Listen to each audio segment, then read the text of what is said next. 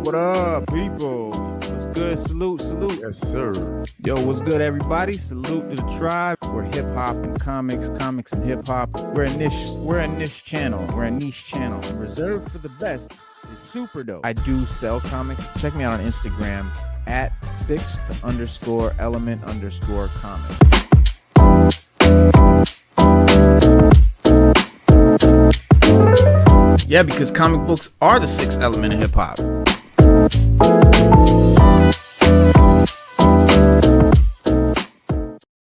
What up, what up, what up? Peace, everybody. Sixth element of hip hop. This is your show right here. I'm your host, Reno Noir. Our co-host, Stu Dog, is in the building. Well, he's on the way, I think. Raw Talk might be coming in a little bit, too.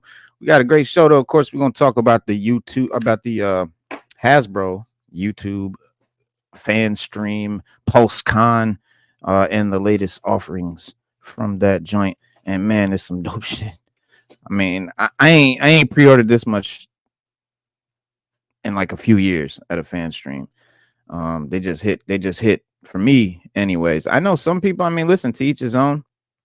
You know, collectors collect different ways. Every collector collects different things in different stages of collecting, right? Got different collections, you know, different stuff, and need different stuff for their collection. Some people are like, oh, why they're doing more of these guys? And some people, you know, listen, just because you got it don't mean everybody else do. And for me personally, what we had this year is kind of special. It's a special.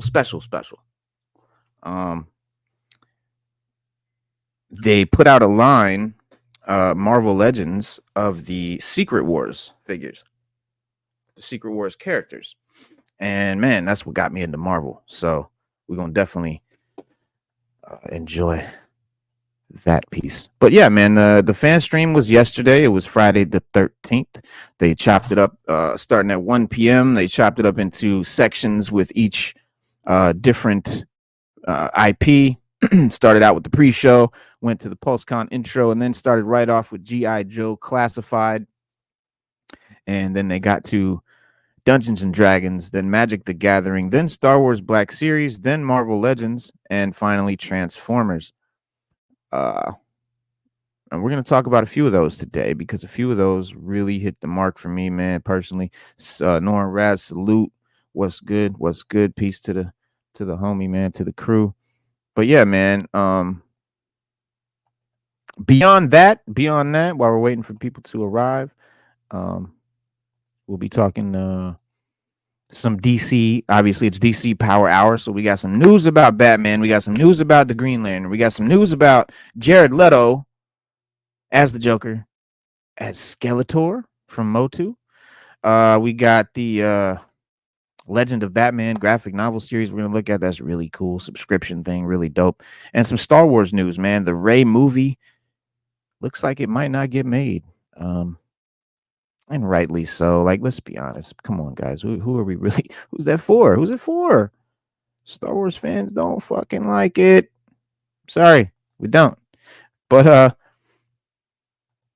yeah, man, getting right to it. G.I. Joe, man. The first one that I'm going to talk about is an old school joint from 1989. This one came out 89-90. It was the Saw Viper. You may or may not remember it. You may or may not have had one. Personally, Norman Brad, what's that? Oh, from the this here? Nah, bro. These are all different figures. These are all different toy lines. So it's Hasbro's fan stream. These are different toy lines that had new figures, new items came out, that are coming out rather, and these are this sort of like pre-order show that they show off what's coming down the line and what's coming out. And for us toy collectors, man, this is like, it's like, yeah, man, it is like you know, the Bible right here.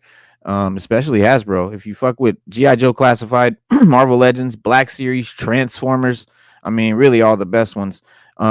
Other than that, the only ones they don't cover are the DC multiverse, you know, and obviously their own, you know, and other companies. But you know, Kenner used to do Star Wars. Now it's Hasbro. Kenner started it all though with the 3.75-inch figures. they started the 3.75-inch action figure joint, and Medieval Spawn. That's a dope one. Yes. Yeah, yeah. Um, but G.I. Joe, they came out with, they originally were based off the Barbie doll, the Ken doll, the Barbie line. They wanted to do a doll like that for toys, and they literally based it off Barbie. And if you're into G.I. Joe, the OG G.I. Joe, that's what it was. That's what they had before my day. That's like what my dad's generation had. And but Kenner came out with the Star Wars figures that were this big, and because obviously they wanted to make the spaceships, they wanted to make the X-Wings and the TIE fighters and the Millennium Falcon and all this stuff, which if it was Barbie doll size figures, that Millennium Falcon would have been, obviously, maybe the size of this bedroom or something crazy. So they had to shrink the figure. Brilliant move. G.I. Joe followed suit after they had came out with comic books. G.I. Joe was a comic joint. Yeah, man, it's a beautiful piece. The magnetic armor parts pop on, snap on. It's well worth the wait. It's a nice figure. I really like that one. The Medieval Spawn. But yeah, so G.I. Joe, the vehicles honestly are like characters. If you think about it, if you think of like, your favorite vehicles, the Snowcat or the Night Raven or the Rattler or whatever it is, the Stinger or whatever your favorite vehicles are. You had the Flag and the Terror Dome and all these iconic, play sets and fortresses and vehicles. And those were as much of a character as the figures. And in order to, make a place, I mean, think about the aircraft carrier. I mean, I had that thing when I was in like first grade. I was maybe 5 or 6 years old, and my whole family chipped and got me the aircraft carrier. The thing was like 6 feet long. But imagine if those figures were this tall. You couldn't make an aircraft carrier. So again, man, that's how they started. Now we are to a point where collectors want a little better detail. They want a little better quality. They want, more to the figure. And, we've grown up. We want something we can sit on the shelf and display. We're not playing with these in the dirt anymore, right? So, in order to make it look the best, have the most detail, have the best face sculpt and all that stuff, this is probably, I think, this is, in my opinion, this is like the perfect size point. It's not too big. It's not too small. It's perfect. And that's where we are now. The vehicles are obviously already a problem. You've got the Stingers and the Vamps. What all just came out? You got the Ferrets and the smaller vehicles. Not so hard. But if they want to make even a mid-size, like the Dragonfly, right, or the Cobra Rattler, for example, that's got to be a HasLab because they can't apparently market that, or people wouldn't buy it. Whatever, it's nonsense. They just want to make. It's their project, but still, I mean, it is a size issue too. Imagine a Terror Dome or a USS Flag for figures this size. I mean, you just wouldn't be able to put it anywhere. You'd need a room for that. You know what I mean? So, but it's less about playability now and more about displayability. But anyways, getting to one of their first joints that they're offering is based on this guy here, Saw Viper from 1989-90 era G.I. Joe. Not like a super popular character, not really even a known character, not really even a character. It's just a troop. No name or anything.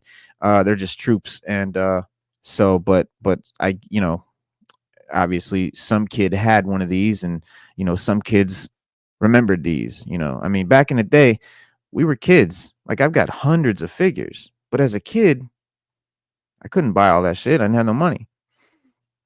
So kids only had a few figures. So when I know people are like, well, who the fuck is a Saw Viper? Who cares about that? Bro, there's probably people that's the only figure they had. You feel me? But, more commonly, kids had maybe 10 figures, something like that. And if this was one of them, that was an iconic thing. You wanted that. So here they go. And then there it is. Boom. This is him in full. Here, that's the one they're giving you. And that's the today's updated version of that guy there. And I think it's phenomenal. I love it. It's great. Here he is with the helmet off. I mean, dude just looks wicked. Wicked, wicked. Saw Viper. I fuck with it. I fuck with it. There he is going into battle with Leatherneck, who is also another popular Joe that has came out yesterday, so, or is coming out soon. Was announced yesterday, we'll say like that. All right. So boom, the next figure we're gonna talk about real quick here is Dial Tone. Dial Tone was their communications expert. This was the guy that interfered with Cobra's communications and played tricks on him and intercepted shit and all of that stuff, and had his whole kit there on his back. He's got like a whole thing that he used to walk around with. But I loved him. I love this figure because he had a beret and that little mustache and some gloves. For some reason, the gloves just really cool on the figure. And why the beret and the mustache? You remember this movie? There's a movie about this character named Jack Flack. I forget what it's called, like War Games. I don't forget what it was, man. It was about this little kid, and he was a spy, or there was spies involved. He had a video game cartridge. It was about a video game cartridge, and there was a spy that put some, nuclear codes inside a video game cartridge, and it got mixed up at a video game store, and some kid bought it, and it, the whole thing. And then it's like there was this character named Jack Flack that was like his imaginary friend, and looked just like Dial Tone, man. Looked just like fucking Dial Tone. I swear to God, he was based on him. So when I was a kid, I was like, oh yeah, that's Jack Flack. But there he is. That's the classified version. Very cool, very cool. There he is with his gun. Here he is with his sonic ear. They did him justice with the gloves and the beret. Looks pretty good compared to the original. Check him out. He's got the green vest. He's got the khaki sleeves, the black gloves, and the green pants. What'd they change? So they changed his pants are black on top. They got green legs though, like green shins. So that didn't make a lot of sense, I see. So what they did is they translated that by giving him green knee pads and green boots, which works perfectly. And this is the coolest feature. His back piece comes down and folds out with like a little laptop. Not Val Kilmer. You know what, the dude, the actor that played him was like, fuck, I can't think of his name. You know what? I'll look it up. But yeah, so his little unit deal there, the backpack opens up.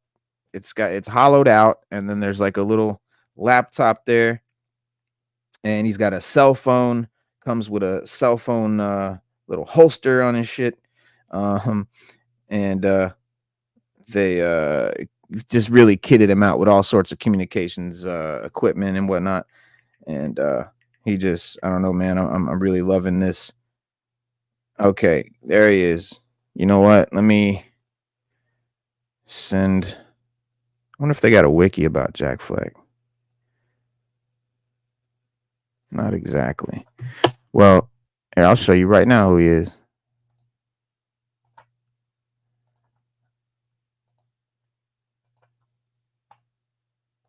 Jack Flack. Dude, you're gonna shit. It looks just like Dial Tone. Like he's based on him. He has to be.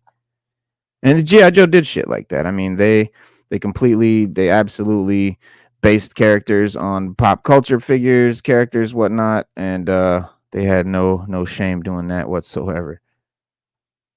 And it worked out for everybody because we got some cool characters that we like. There he is, Jack Flack. See, why does it look different? Oh, because I'm on Google.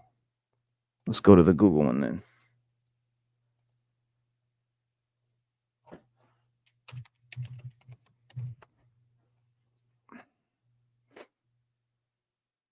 Anyways, okay, so the film is called Cloak and Dagger.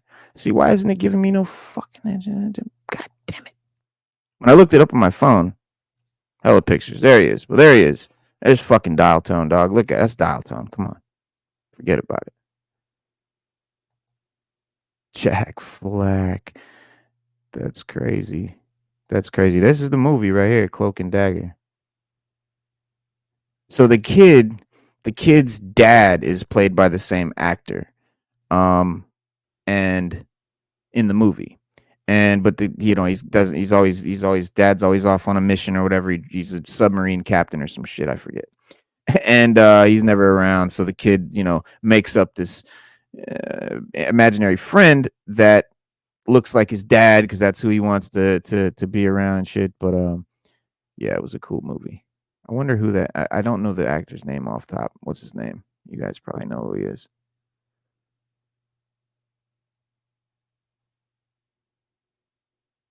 I remembered seeing this movie as a kid. Dude, the movie's crazy though. There's like old lady with 3 fingers, and there's this Atari cartridge that the spy puts the Russian and it's like they're trying to kill the kid. It's crazy. It's crazy.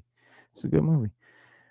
Cloak and Dagger. It was a good little kids, cool kids. I think anybody could watch it. I don't think it's not like a kids movie by any means. Is it Henry Thomas? What's his name? No, what's his name? Here we go. We'll find him. Jack Flack is Dabney Coleman. All right, so Dabney Coleman. There you go. Moving on. Jack Flack, dial tone. Leatherneck was a drill sergeant. We need a drill sergeant for the squad. I agree with Lenny on that. This guy rounds out the team. We've got leadership already, and Leatherneck was just a really cool Marine character that fit the line well. There he is with his hat off. Here he is, more recognizable. There he is, looking just like his OG self. There he is, taking his shooting glasses off, checking his watch, taking a knee. Who's in the background but dial tone? And the backpack is 2-tone, which is nice for classified. That when they do that, a lot of times the backpacks are just one color, which sucks, and I gotta paint it. But this one's 2-tone. I always paint my buckles and the caps and the buttons and the flaps and all the straps and the little details, right, on the backpacks and stuff that are just monotone like that, because obviously it makes it look better. But yeah, I have fun doing that, so I don't mind it. But I love that there's a green like bedroll on top that looks cool. There he is with his blade out. He's like, come on, get some, Marine, get some. And for one of my favorite figures out here, Zartan, one of my favorite characters, rather. Coolest thing as a kid where he changed color in the sun. His body paint, the plastic, just turned blue in the light. So there was that cool effect and just, cool mystique and just a lot, surrounding that character and stuff. He had a really cool voice on the show and all of that. So he was just a really intriguing character for kids. And he had siblings. He had a sister and a brother. We already got his sister, Zarana, and we've been waiting for the brother. I don't get why they didn't put out Zarana and Zandar in a 2-pack. But then again, I don't know why they didn't put out the Crimson Twins in a 2-pack either.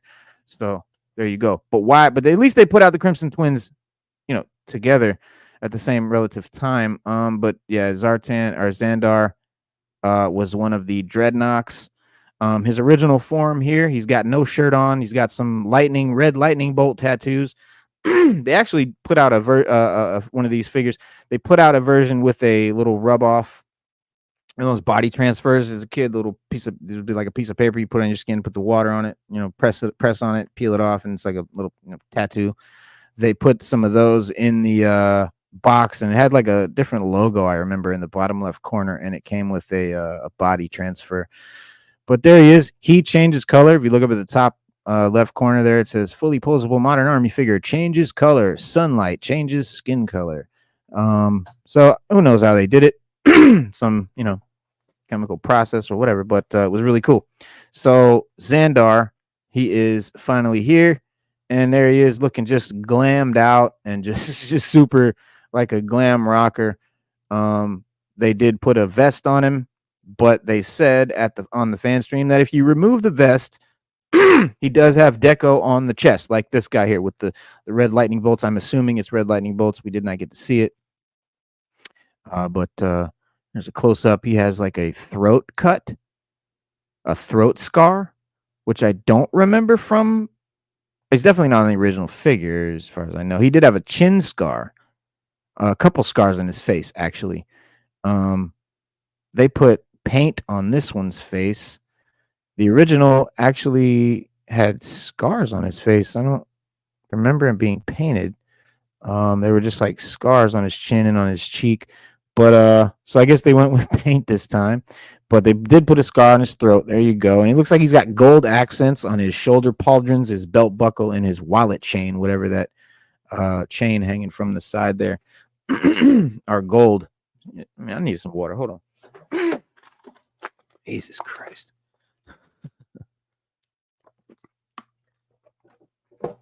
That's the back of the figure. I like the knife on the rear belt. Side deploy knife on the back. Looks like he's got some, I don't know, what are those crossbow bolts on the hanging out of his backpack? Something up there sticking out of the top of his backpack. Looks like arrows or something maybe, but he doesn't seem to have a crossbow, but that might be a spear gun or something like that. The weapon. Yeah, man. Last but not least of the G.I. Joe line, what they did give us. Hang on. All right. Last of the Joe line that they gave us, that we got, is based on a figure that did not have a regular card back package. He was order only and came off a cereal box. His name is StarDuster. He had a jetpack. Shared some of the Duke's. I think maybe all of his parts. Definitely the shirt, the torso, and stuff like that. Here's the original figure. You mailed away, ordered from the cereal box offer. From what I remember, he had the sort of bluish turquoise color like Gung Ho was known for, and Gung Ho's gun, actually, that's Gung Ho's gun as well. So, but Duke's design of the shirt and shit like that. So, but here's what we got. There he is posing with the cereal box at a photo shoot, mock photo shoot. Pretty cool. They set it up there. Here he is blasting off with his jetpack and blast effects, but has a full kit. I don't know. A lot of people I've heard complaining about this figure. I'm not seeing the gripe. It's pretty damn close, if you ask me. I mean, it's fucking really close. Like, they got everything. I'm not. I see that they went. You see the color. The colors on this one, not quite as turquoise as this one. So it looks like they went with the color palette from the artwork rather than the original toy, which may be some complaints. But there it is, turquoise, and here it is. I mean, it's got a tint to it, but yeah, I still think it's a great looking figure, and I can't wait to get him. I did not have the mail away figure as a kid, which is kind of breaking my own rules. I generally don't really buy the classified figures that I didn't have as a kid or don't know, which there's only maybe 5 or a handful that they put out that were just like, you know, they made up, and it was like, okay, cool. I don't need those. I just need the nostalgia ones. But even though this isn't one I had as a kid, I think it's a great looking figure, and I want to put it in the fucking collection. I like the jetpack and shit. It's got a cool design, and it's a good looking figure. So yeah, definitely gonna rock with StarDuster. All right, let me go ahead and get some of those images out of here, because dog, there's a lot still to show you guys, and we got to make room here. Let's get rid of these. So we're going to talk about the Marvel joints real quick before we get into some of the other topics and parts of the show here. We're going to finish looking at these PulseCon exclusives and talk about the origins of some of these characters and even the toys and how they came out and everything like that as well.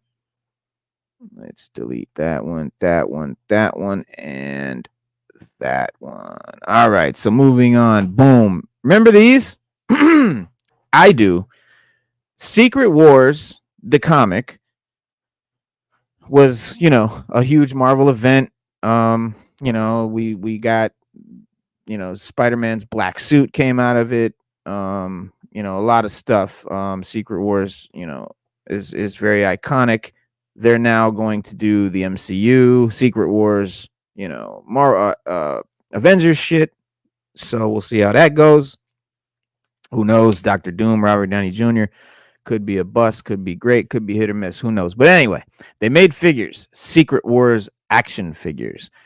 And for me, guys, this is really, really significant. Okay, you see that Magneto and that Wolverine there and that Cap and that Spider-Man. Yep, every single figure on there. Okay, when I was about, I don't know when these must have came out in like 84, 83, 86 at the latest. Can't be any later than that. I had to be 5 years old, 6 maybe. I don't know how old I was, man. I was little. Okay, it's like one of those childhood way back memories, man. And my older cousin was still, he's 4 years older than me, but he had the toys, he had these, and this is what made me a fan of Marvel. This is what sparked it for me. Okay, so that's why this is significant. This is what sparked it for me. My favorite, that's why this is my favorite Iron Man suit, the original Iron Man costume. That's why it's my favorite, because of these toys. That's why I like the original, that's why I like the brown suit Wolverine, because of these toys. So yeah, these old joints, that's why I'm a fan of Doom, because these toys, Doom was the big bad at the time. Doc Ock, Kang, Magneto, get the fuck out, come on, forget about it. So these joints made me a fucking fan. Now we're here, and Hasbro's putting out new versions. Here's the original version, here's the new version. 6-inch figure, Marvel Legends regular line, regular size. These were a little bit smaller. These were about, I think, 4 inches tall. These are six inches tall. So obviously big updates and really cool, really, really cool for me, man. Like I said, this is like nostalgia bomb right here, and great looking figure. Again, for me, it really hits because this is my favorite Iron Man. Interesting things they added here, and I vaguely remember something. I think this is in the comic, but they gave him some roller skates, like Go-Go Gadget skates. Yeah, check that out. So, but those are extra feet that come with it. Comes with some blast effects and smoke, like black smoke effects that you can stick in the palm of his hand, like his hand just shot a blast and they're smoking from it. And then of course you can put the blast effects either blasting out of his hand or coming out of his bottom of his flat boots, the regular boots, like they're jet boots flying off. But yeah, still a dope figure.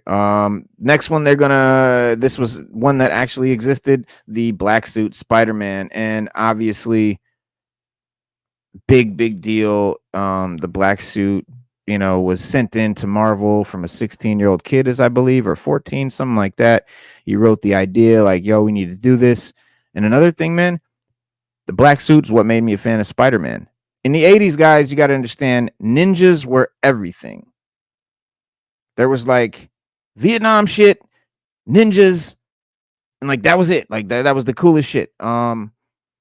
I was heavily into ninjas and stuff like that. So martial artists since I'm about 5 years old. So it's just kind of my life. And seeing the black suit, I was like, yo, it got me into comic books. These made me a fan of Marvel. This made me a fan of comic books because, oh shit, he's like a ninja. You know what I'm saying? The black suit Spidey was it for me. And here they go. Check that out. Great looking joint. This is the original. This is the new. OG, newbie. Super dope. Comes with 2 heads. One with the big wide eyes, one with the squinty eyes. He's got the web sling fingers, hands, and they come with these goofy shields. They're not holding them in any of these pictures, but these shields, these big things with their face on it, they were actually shields for whatever reason. They all had a shield. It was just something that they put in the package back then. Who knows, what they thought that was going to be for. I think it's maybe because Cap had a shield and they're like, well, we can't give Cap a shield. No one else has a shield. So I don't know. Who knows why they do shit toys back then. But there it is, the black suit. Here's it is in his pose. Here's a cool pose. Black suit Spidey. You can't go wrong. A lot of people are like, oh, another fucking black suit Spidey. They just put one out 2 years ago. Well, I don't have one. I didn't get it. I have a bootleg version of it because I ordered one and didn't know it was going to be bootleg. Price wasn't saying bootleg, so I got screwed. But anyway, I'm happy to finally be able to get a legit one to add to the shelf. Cap. The corniest character back in the day. I hated this dude like I hated Superman. They were just corny. I didn't fuck with them. He's grown on me. I fuck with Cap now. He was always dope character in the video games. Always played great. Cap's just a cool dude now. Here's the new one. There's the old one. There's the new one. There's the old one. There's the new one. That face is the goofiest, lamest, shit-eating grin I've ever seen. But I will take it, and I'll tell you why. Because the suit, look at the colors, man. They do not. I'm sorry, Marvel Legends has not put out like a really accurate, comic accurate Cap, man, with the light blue and the red, and this is a great looking figure. If you ask me, I'm happy to get it. I finally did get a decent looking Cap, but it's a royal blue. It's like dark blue, and you can see this is definitely sky blue, right? Like almost a baby blue, but more like a sky blue. But yeah, so hella cool. And then he's got the broken up shield. I guess that's for effect. There he is from behind. Here he is in a crouched action pose. That face is a little better than this face. But again, these are digital renders. They will probably look better on the toy. Hopefully, maybe worse. But again, I'm not buying it for the mouth. I'm buying it for the figure. My favorite character of all time, and this is where it started for me. Listen, I'm single digits. I'm 5, 4, 3, 2, 6 years old tops. I couldn't even be 6, man. And Wolverine, dog, brown suit, brown and yellow. The claws were like removable. You attached them on. Here's the new one. Now, a lot of people complaining. The body sculpt is the same as all the other Wolverine. Listen, Marvel just has like one Wolverine body sculpt. Look at this. You see this? I'm going to point to it, right? Right above my finger. All the figures on that row right there are all Wolverines. And not just the line in the front. There's like 3 rows of these. And almost all the same body. Almost all the same body sculpt. They've got different accents on the boots, different heads. The heads are usually always different. They always have a different mask. The fins look a little different. The mouth is, the face that's showing looks a little different. And then always the unmasked face is unique. So I'm not mad at that.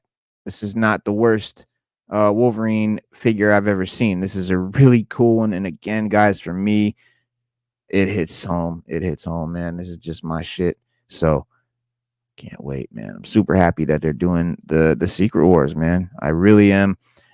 So if you're mad, guys, that they're re-putting out figures that everyone had, these are characters that are Iron Man, Cap, Wolverine. What do you want them to do? You want them to give you characters you don't even know about or don't care about, like they're doing ever since Endgame, bro. In the movies, they're just giving us characters no one likes, no one cares about. It's who knows why they're doing what they're doing. They're trying to be different, whatever. Fuck out of here, man. Give us what we love, what we know, and that's the way to make your bag, guys.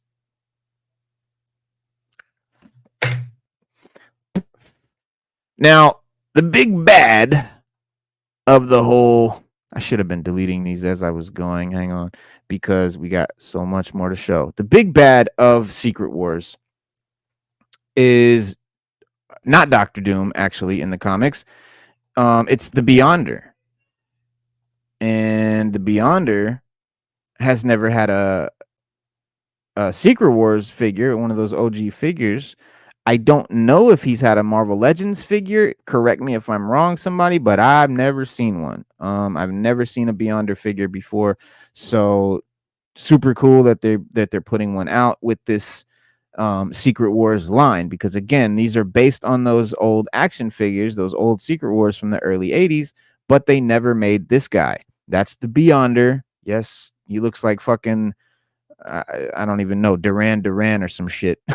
But that's more how he looked in the comics. He's supposed to be like a god, like a super duper god that, like, you know, he's up there with like the god.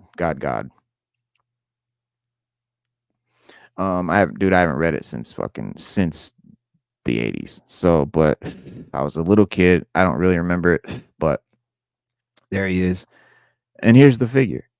So decent looking. I really like it. It looks, it's plain, but so was he. He just wears all white, and he's got the goofy, grin and the curly hair and the big collar. I mean, who knows who designed this and why, what they were thinking, but there he is. He's iconic, very iconic character. So for me, that's what I like. I like iconic characters we all know. When you look at my shelf and you see the figures, you're like, oh, that's such and such. That's just, I want you to be like, oh, that's really cool looking. Who is that? Like, I don't know. I just like it to be iconic. I like to look at them and be like, boom, that's that fucking, you know what I mean? Like, who that is, boom, and they look dope. That's just how I rock. But super iconic character. Very recognizable to any comic fan. Which leads me to their next offering, which I don't I guess they needed a female. They wanted them to add a woman character. Why this is the one they chose? Maybe because it's one they haven't done much with, if anything. But there it is, Titania. Decent looking render, but not a character I care about. So, yeah, probably pass on that one. But there it is anyway. Now, they reissued. I don't know if this is then reissue. I mean, these fucking sold out like immediately, and it's really weird because it's like, really, but they're not. And by the way, they're not 6-inch. They're not regular 6-inch size that they might look. They're not super big like that one right there is. That one's huge. Let me see. Y'all can see. Yeah, he's like that. But anyway, they're about 10 inches, I think. So they're a little taller than the regular Marvel Legends that are this size. No, I haven't chromed out his body yet, just the head so far. But yeah, so they sold out right away, and I was like, fuck that. I'm pissed. Because what they're from, you're like, who the fuck are they, or what are they from? They are, maybe that jogs your memory. What about that? Remember that joint? Yeah. That was the shit. This game was the shit in the arcade. Okay. If you came out, guys, if you're post arcade era, I feel bad for you, man, because these were some good times. Some good fucking times. And here are there's the Sentinels. And just really cool that they're doing that. And I would love to see them do other characters from this game, which they kind of, no, they haven't done them exactly like these, and it would be cool to see. I don't care that it's the same character, guys. Get over that. All right. Listen, we've already got a Wolverine figure. Again, there's a whole shelf. There's a whole shelf, bro. I don't know how many's up there.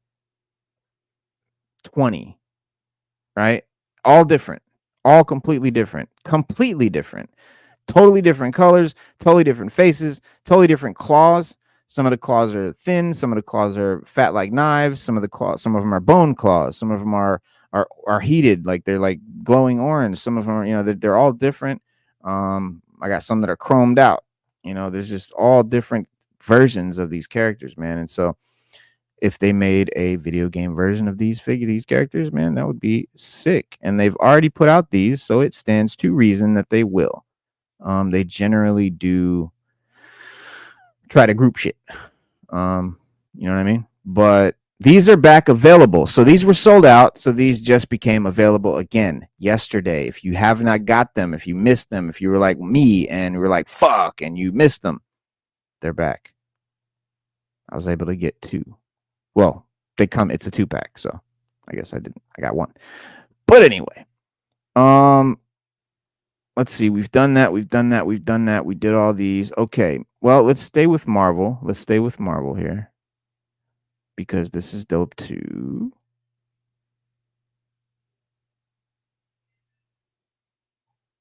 All right. So remember this? The Spider-Man 90s Spider-Man cartoon.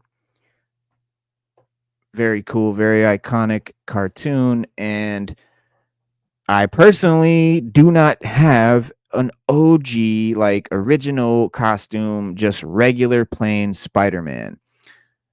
I've got a lot of them. I've got maybe like 6 or 7 different Spider-Man figures. They're all his different crazy different suits and shit like that.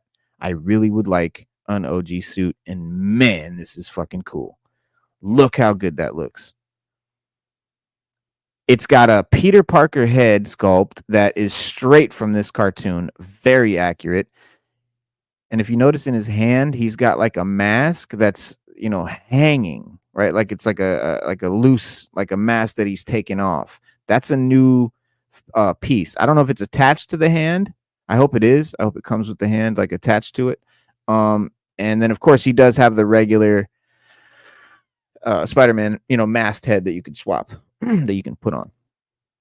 And who's that guy flying around right there? That beefy looking dude, kind of with the weird Gambit head? That's Vulture. That is the Vulture from that show. Here is the toy. Pretty cool, pretty decent looking. Looks just like the character from the show. Same exact wing parts that they have on the Falcon toy. Just that one's red. These are blue. I think they've done this on a few different figures. A lot of figures that have wings, they've done these same plastic wing effects, and they work really well. They're pretty cool. They turn, they bend, and kind of flex. They're 2 parts. They're 2 pieces. But yeah, so pretty cool. And you know, I'll take it. I would never buy this character or this figure. I couldn't care less about it, but I really want this one. So sadly, I gotta buy the fucking 2-pack. I hate when they do that to me, man. But they do it. Trust me. Now, next guy that they've just re-released. I don't know if these are restocked or what. Haven't seen this one in a long time. Based on Kang the Conqueror from the comics. You see that chair that he's sitting in right there? Boom. Boom. Very nice looking figure. He's got the gun with the blast effects. And then he's got 2 different head attachments. So there's like an alien head. And here is a fucking straight up meth head, crack ass addict head right there. But cool looking sculpts, man. Really fucking nice. I love the chair. It hovers and floats like this. It's got like a stand that it kind of stands on. It's got a deck he can stand up on like that. And looks very accurate. That's the back of the box. Really cool. Now this next figure is pretty controversial. It was gonna be a Build-A-Figure. It's not a Build-A-Figure. I don't know what the fuck they're gonna do. It's Dragon Man. Now, this is an $85 figure. I don't know who the fuck Dragon Man is.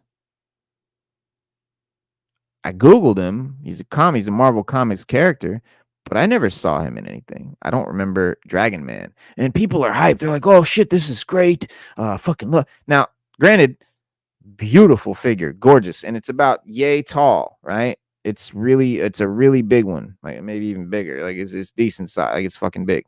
It, like I said, almost was a HasLab. It's kind of like Giant Man. Thank you, Norin. So I knew somebody would know. He's a robot. Oh, he's in your fighting game. Okay. Yeah. So he's a robot? Really? Dragon Man?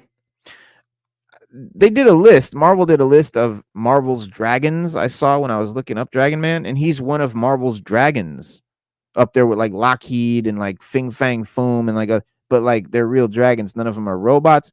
So I guess he's the only robot on the dragon, of the Marvel dragons. But there he is looking like Beast with his glasses on, reading a book. You can't really see. He's got little round glasses, little spectacles that he can put on.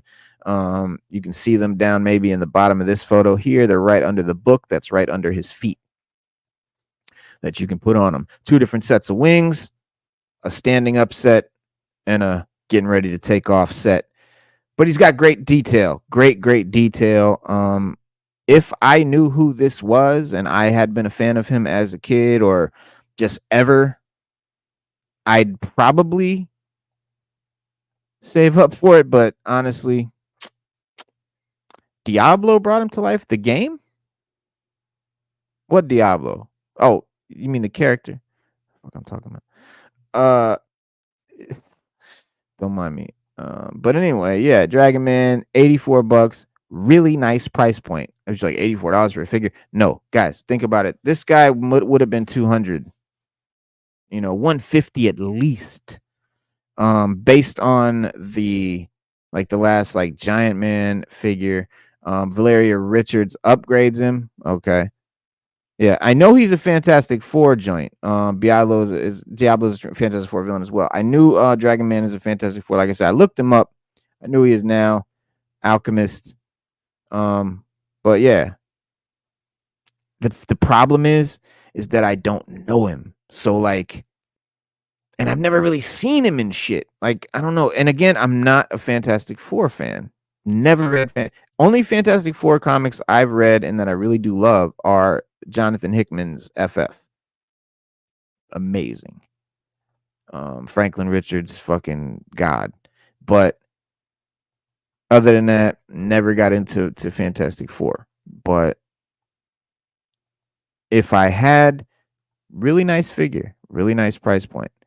I would recommend it. If you're a fan of that character, jump on that figure. Jump on it. Amazing detail, amazing quality, and for that price, very, very valuable. A great value, I should say. Yeah, FF is fucking next level, dude. Next level. Hickman, one of his dopest. Now here's another character that they did put out. This is Star Wars. This is the Star Wars shit that they gave us. We got some Marvel Legends, we got some Star Wars, and we got some G.I. Joe. Annihilation, yeah. Annihilation was cool. They haven't really. I want to see a good Annihilus figure. We haven't seen a good Annihilus figure, in my opinion. Well, not recently. Definitely would be cool to have a nice big ass Annihilus like that too.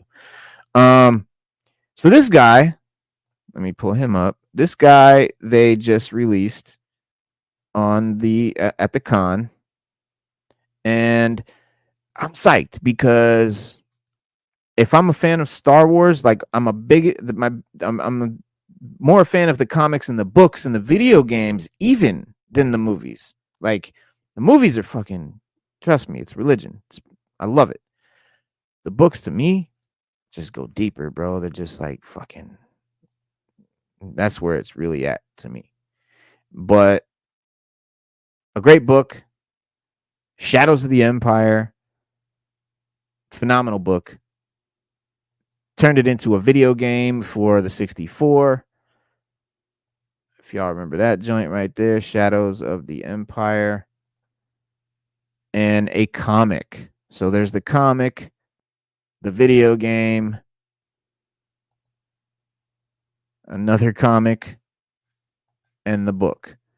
You see that dude with the green head with the ponytail standing next to Luke, who's also right here back to back with Vader, who's also right here standing behind Luke next to the Emperor with his claw out, who's also the big giant head you see here in the center of this piece. His name is Prince Xizor, and they put him out, and he looks fucking dope, and I'm all over it. Even detail on the back is amazing. Super fucking cool. I have almost let Black Series go. To me, they're the worst offender of reissuing figures over and over and over. The versions are just shit. It's just a lot of bullshit. Hang on, guys. I gotta take this real quick. Hello? No. No. No headlights. Yeah. I'm live though on say hello to the people. All right. All right. All right. Love you. All right. Sorry, y'all. So, big fan of the books, comics. Game was even good. Back into Black Series, not jumping back into Black Series. This is the only figure. No, it's not. They did a Trooper. I forgot to get the photo of that dude. There's another new Trooper. That what you call it that they put out that is from Bad Batch. So it's one of the new Bad Batch versions of the Trooper. Looks really cool. So gonna grab him. Gonna grab this guy. But yeah, the rest of them. Black Series, man, y'all have dropped the ball to me. You keep reissuing the same characters over and over. You make me buy. You would make me buy like a vehicle, but it's really just like a piece of plastic that's like a crescent piece of plastic with a seat on it, and you package it with a Darth Maul figure that we already have, put a cloth cloak on him that you made. So basically for like $70, $80 or some ridiculous amount, you're making me buy this plastic shit ass vehicle that looks like shit. It's like one color. It's just absolute cheap bullshit. And a cloak that is a cloth cloak that, you know, they stitch together, whatever. So what? Then the Darth Maul figure. Shit like that they insist on continuously doing has pretty much driven me away. I've pretty much put my Black Series collection to bed. And it is a collection. Like I have a fucking decent amount of them. Like it's definitely it's on par with my DC collection. It's definitely on par with my DC figures collection numbers wise. It doesn't touch Marvel, and G.I. Joe is very close to Marvel, I think. Maybe even equal. I don't know. Pretty fucking close. Speaking of DC, this is not part of the fan stream or the con. But check this shit out because it is DC Power Hour and they just put these joints out and I'm super fucking happy and excited about it because my favorite villain, my favorite hold on, which one didn't come through? Was it that one? It's this one. And got that one, got that one, got that one, got that one. That one's there. Okay, so it's just this one. All right. So, very excited.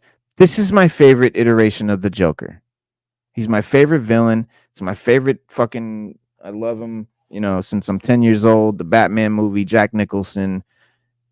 That was it for me, right? The Joker was the coolest fucking dude. And this is my favorite version of him. This is my favorite look, right? For the Joker. The Silver Age, you know, that Joker. That face, the long chin, the big mouth, the green hair, the hair style, just like that.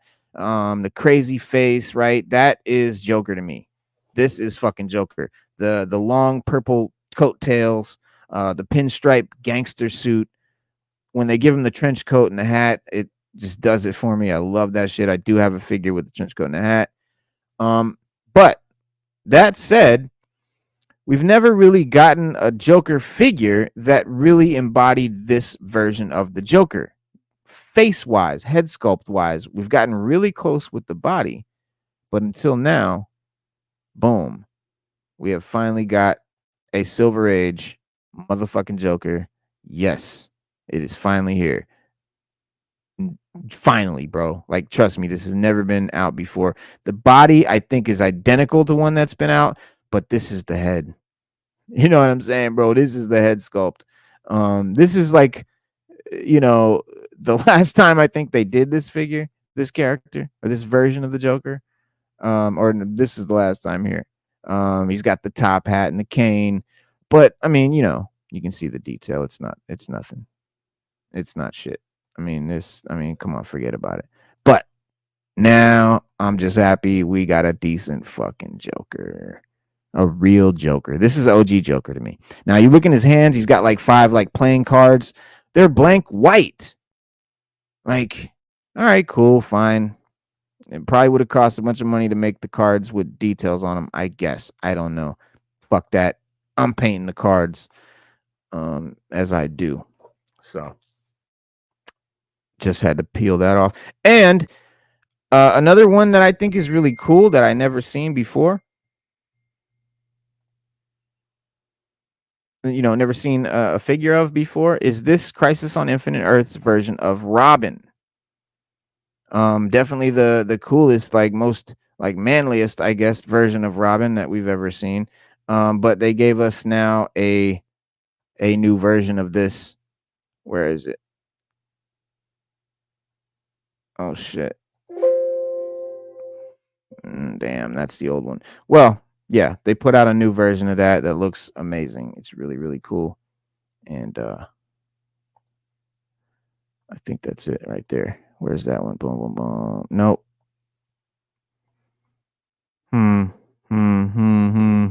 Okay, I guess I don't have a picture of it. You know what though? I'll get you one. Yeah, let's share my screen. We'll do it like that.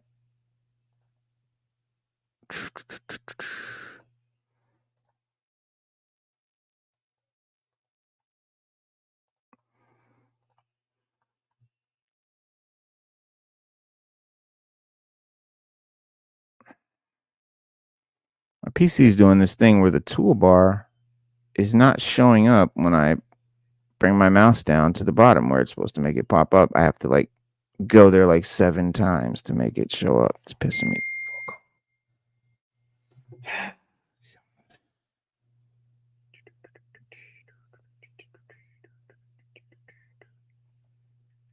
Hang on, guys. They are.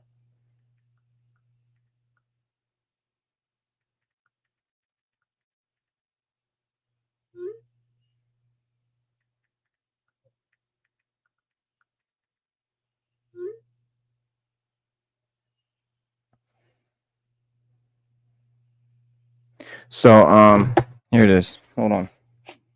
Crisis on Infinite Earths Robin DC Multiverse 2024.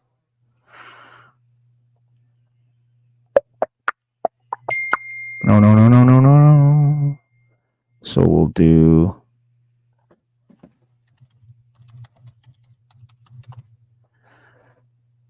Let's see.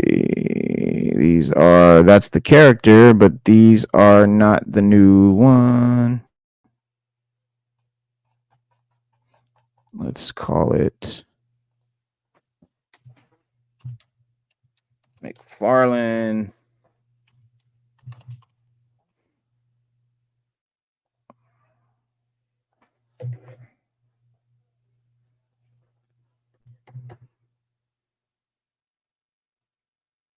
You're kidding me. All right, fuck it. You got to go where the fuck they have it for sale. All right, cool. We'll do that. Wait a minute. Was it on Big Bad Toast?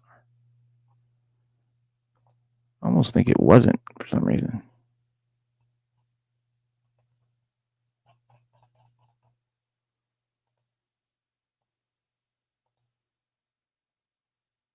And there he is. All right, fuck. Sorry, oh, there he is. So there he is. Pretty cool looking figure. For a Robin, got the cloth cape, which McFarlane is doing now. The cloth cape with the wire, which is really cool. And let's do that. Get me that. Hang on, guys. Let's add. Oh shit! I gotta move it over there. So it's got the cloth cape with the wire in it, 2 different head sculpts, which is huge for McFarlane. He does not do that. Okay, he does not do that. He's just now starting to do the multiple heads in the box. This motherfucker would actually make you buy a whole separate figure just to get the different head sculpt. I can't count how many there are. For example, Thomas Wayne Batman, right? I'm still trying to find one with the mask on. They put the figure out first with his mask on. Instead of putting an unmasked Thomas Wayne head in the box, they then released later a Thomas Wayne, the same exact figure with the fucking unmasked head on the figure, and called it a completely new figure. And it's not just an instance of that character. That's just an example. Now he's putting 2 heads in the box. I gotta be happy. I'm thankful for that shit. Because damn. But the 2 heads are pretty cool. I'm happy about the 2 different heads. It's pretty cool. Not a Robin fan, but this is a really cool looking Robin if you're into it. So there we go. Yeah, but those are the newest joints that Hasbro just released. And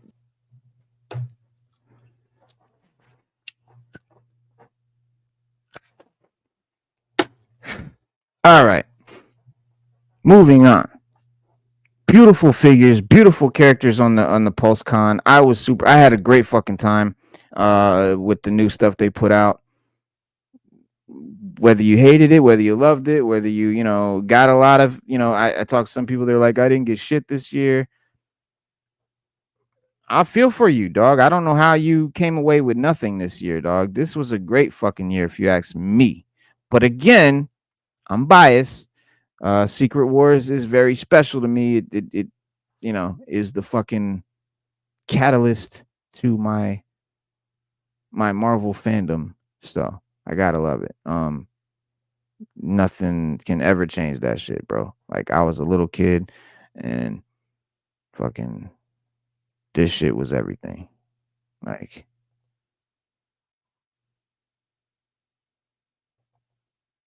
these joints right here turn me on to all these characters. So I'm happy that Marvel's doing them, that Marvel Legends is finally putting these characters out. And Classified, forget about it. All G.I. Joe Classified has to do is put out a new character, and I'm in.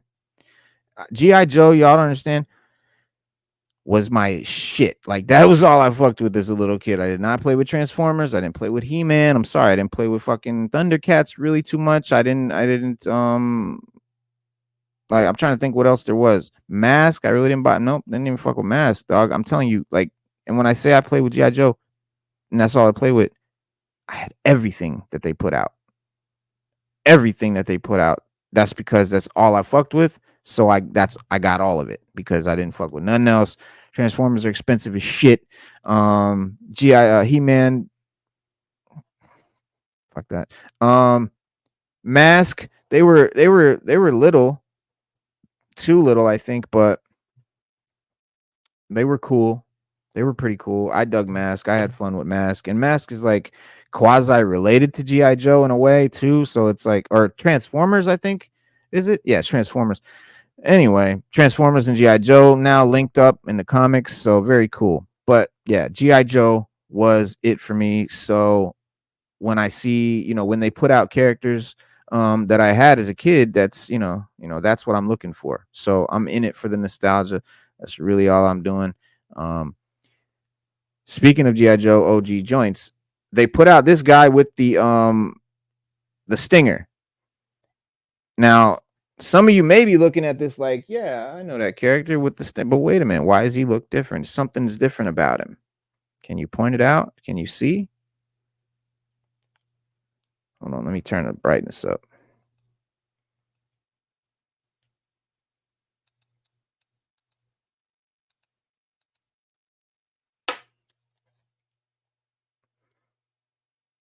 Well, if you didn't figure it out yet, he's completely the same color gray from head to toe. And his mask is black and not red. His face mask, the part that's around his mouth. this part. The figure comes with a red one. I painted it black, flawlessly, I might add. And his chest was a different color, gray. His shoulder pads, accents on his helmet, different shit, all up and down him with different color grays and shit. The original figure did not have that. The original figure was one solid, this solid light gray, the whole figure. Other than that, they did very well at matching it with the same gear and chest pieces, the straps and the pouches, all that shit, just like the original figure. Looks phenomenal. They did change his race to black, which is really cool, because that was something that they did not have back in the day. And yeah, but other than that, he's legit. Now, if you notice the like silver accents and little chrome buckles and buttons, I also added all that. You will not get that on your figure either. The buckles on his boots, you see, are chrome, are silver. The straps, the buckles on his knife thing, his actually knife is actually chromed. So all that stuff is done with the liquid chrome that I customize. All the snaps and buttons and little rings and all the chrome accents on his AK too, which was really fun.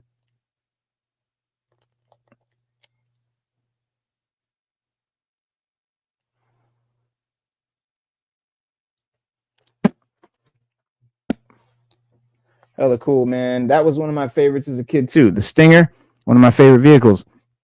Like I said, I had all the shit. I had the aircraft carrier. I had the Terror Dome, right? I had all. I'm not bragging. I'm not saying like, oh, I had this and that. It's because it's all I had. Remember, I didn't play with any other kind of toy at all.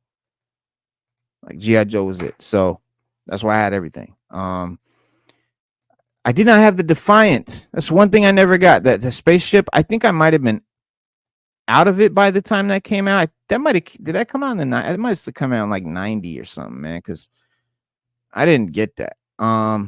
Which I'm fine with. It's not all that for me. My dad was a tank commander, so he pushed Joe's on me. That's dope. Joe's Informers, yeah. I mean, if you could afford them shits. But yeah, I do have a couple Soundwave figures now, because Soundwave was my favorite Transformer because he turned into the boombox, and I was super into hip hop, and like that was just like the hip hop Transformer in the 80s, and I think that's why they made the boombox, because of hip hop, if you ask me. But that's why they made Soundwave, if you ask me. But so I rock with Soundwave for sure. But yeah, man, G.I. Joe, the vehicles, the Stinger, the Dune buggy, the motorcycle, those smaller vehicles were actually my favorites. Like, I don't know, they rolled the best, they maneuvered the best, like they were just the funnest to play with. Those big ass shits, like, what are you doing? Like, the Night Raven was cool as fuck, but it's this big, and like you're a little kid, and like you're gonna fly it around. It's like you can't roll it and drive it around on the dirt and like over the hills and the rocks and shit. You can't have as much fun with those, in my opinion. So I like the littler stuff. So the Stinger, when they put out the Stinger for Classified, super excited. This is the driver that comes with the Stinger, little black Cobra Jeep, and he looked exactly like all the other Cobra Troopers, which are all in navy blue, but he was gray. So, but he's just a driver. But when I was a kid, I used to make him like the leader of the troops, like he was the captain, of the little troop squad. But he's really just a driver. Where were we? So yeah, we're talking about G.I. Joe, vehicles, whatever. But yeah, that was just my shit, and I'm glad Classified's doing that stuff. Because it definitely brings you back. Marvel too. It brings you back to that vibe. And I think that's why we do collect this stuff. People will ask, obviously, if you're into this stuff, you're a grown man, what are you doing collecting toys? Blah, blah, blah, blah, blah. Because obviously we're not sitting on the floor fucking playing with toys, right? It's a collection. It's a display piece. It's a conversation piece. It's cool. It brings you back to that mindset of, that vibe, when you just loved shit and shit was cool and you were a kid, man. And I don't know, it does something. I think we're going to do a show. We're going to delve deep into the psychology of collecting. That is going to be the next big show we do. I want to get into that, the psychology of collecting, especially collecting childhood toys specifically. But yeah, that's something I'm interested in because I think it is an interesting thing. It is very interesting how it's such a thing. Like, you know, obviously I'm not alone in this. Obviously, this is a phenomenon, right? Like this is, and it's really blown up. People will point to COVID, which did turn a lot of people into collectors. I don't know if it was the extra money, the extra time, something about it. It fucking did. I started selling comic books after COVID because it was like a frenzy. It was crazy. So who knows? But it's a thing. It's definitely a thing now. So I'm real happy. It's a great time to be a collector. It's a great time to be a fan. That's for sure. But I'm also a fan of DC, Batman especially. And this is technically DC Power Hour, but I had to talk about the fucking con because it was yesterday. And we only do a show on Saturdays and Wednesdays, so that's what we got to do. We got to do what falls between those days. That said, now hopping into DC, ever since the Penguin was announced from the Batman, the spinoff, fans have been wondering if Batman would actually appear in the series.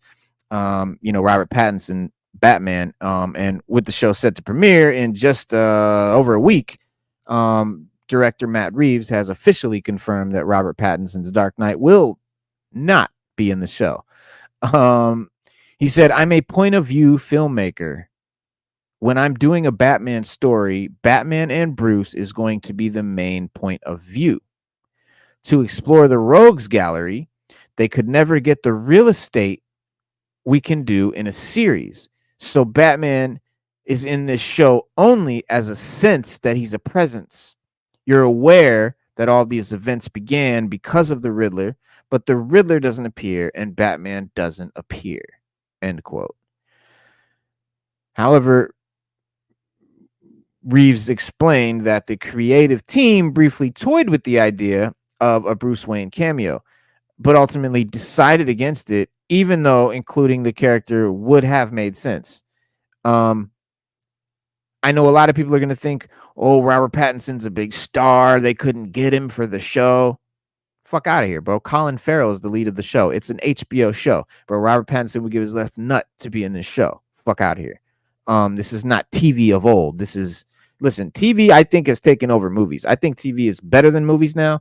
The movies that are coming out right now. I'm a movie buff. That stack of DVDs over there is extensive. I wanted to be a director since I was 10 years old. Like I'm a movie guy, and Sopranos started it, and Game of Thrones put the fucking cap on it. Series are better than movies now. The films that are coming out are just ass. Sorry, they're not as good as they used to be, and I'm not an old head. No, they're not. They're not. I'm sorry, they're not. Just the quality of using film, for example, just the richness you get, they can't even duplicate that with digital. I mean, that alone takes a lot out of it, in my opinion, but, just the look, but that aside, and I hate to blame millennials, but y'all can't write. I don't know what the fuck you're thinking. I don't know what you're writing. I don't know what you're talking about, who you're writing it for. It's not relevant. It doesn't fit the story. Like, why are you putting politics in? It just doesn't work anymore, man. And I think all the OGs and the great writers have moved to series. Why does high-end scripted TV seem more enticing than movies to these writers and these directors? It's because now they've got budgets of movies, and since David Chase with The Sopranos and 6 Feet Under changed the way TV was made, they changed the way television the template. Like, it was all done in a very specific way. And David Chase said, "Fuck that. I want to make movies." And David Chase was a TV man. He really wanted to be a director, and he was a TV man, but he always worked for networks. And he finally got the green light to do whatever he wanted. HBO said, "There you go, David. Carte blanche. Do whatever you want." And we got The Sopranos. Very unique, very weird filming. A lot of people don't even realize it's not just some mindless Goomba gangster show. It's a fucking feat of filming, the writing, the acting. It's why it's considered maybe the best show ever. And, with Game of Thrones up there. But they definitely had a better ending. Even though the ending was just as controversial, but for different reasons. And we get into that. I could talk about that shit all day. But back to Batman. Penguin showrunner Lauren LaFranc previously addressed speculation about Batman making a cameo in the series, explaining that she understood the expectation. However, LaFranc believes that the character would have been out of place in this particular story. She said, "I think the series packs a different punch. Matt's films are through the lens of Batman, so you're high up looking down on the city. It's a different perspective. With Oswald Cobblepot, Penguin, you're in the city streets. You're in the grit. You're in the muck. You're in the grime. He's looking up, wanting to claw his way up to the top. Whereas Batman, so it's a different experience." She said, "I think Gotham is an interesting enough city that it deserves to have more doors unlocked within it, and for us to walk through those and see what we think," she added, end quote. And Matt Reeves explained that, he said, "Rob is not going to be in the show." He said, "I'd rather take the Band-Aid off now. We did talk about all of that, but we felt that the best way to do this was to go on a grand exploration of a guy grabbing for power in this moment." Referring to the Penguin trying to become the boss, right? Going for that top spot. Colin Farrell disappears into the role. Like, that does not look like Colin Farrell. Like, he's like kills this role. Reprising the role from the Batman. The cast also includes Clancy Brown, John Turturro, Christy Milioti, Michael Zegan, and set, just a week after the movie's events. So it's like picks right up. The story's following Oswald as he tries to seize control of Gotham's underworld, Gotham's criminal empire. With Carmine Falcone now dead at the hands of the Riddler, Oswald, I think they call him, he's going to go by Oz a lot in this show, I think, as they refer to him as that a lot. Oz will face off against Falcone's adult children, Sophia and Albert, and as well as rival mob boss Salvatore Maroni. So he's dealing with Maroni and Falcone. Well, Falcone's kids, Sophia and Albert, and he's trying to be, he's trying to be the boss. So he's trying to get, become the Penguin, right? And we all know, he ends up as the boss of Gotham. And so I'm happy, man. I'm happy about it. I don't care that Batman's not in it. And let me know what y'all think. Batman not being in it doesn't ruin it for me, but I can see how some would definitely want to see him in it. But honestly, I think it would take away from it. The show's called Penguin. It's about Penguin. And then if you just had Batman like a cameo or something, it would be lame. Maybe a scene with Bruce Wayne at like a party or in a club or at a I don't know, a fucking press conference or something might have made sense. But and unless there's a lot of crime going on, like I don't want to see a lot of crime in the streets. And where the fuck is Batman? That's gonna be lame and be like, why didn't you put him in it? But they're basically hinting that that's not really what's gonna happen. I mean, with organized crime, guys, with gangster shit, with real organized crime, killing happens very, it's not often. It's not like street gangs. It's not like Crips and Bloods. It's only when absolutely necessary, only within the family, like within the the crime, they only shoot each other kind of thing. So, the idea of like just the crime in the streets, I mean, that's not really how organized crime is. So if they keep it right, we don't need to see Batman every time something illegal happens. That's my opinion. But other news that I think is really cool, Masters of the Universe, He-Man, live action, is looking at Jared Leto, who famously plays the Joker, to play Skeletor. And I think it fucking works. The cast for the upcoming reboot of the beloved Mattel franchise continues to come together nicely, with an Oscar winner now being eyed for the main villain role.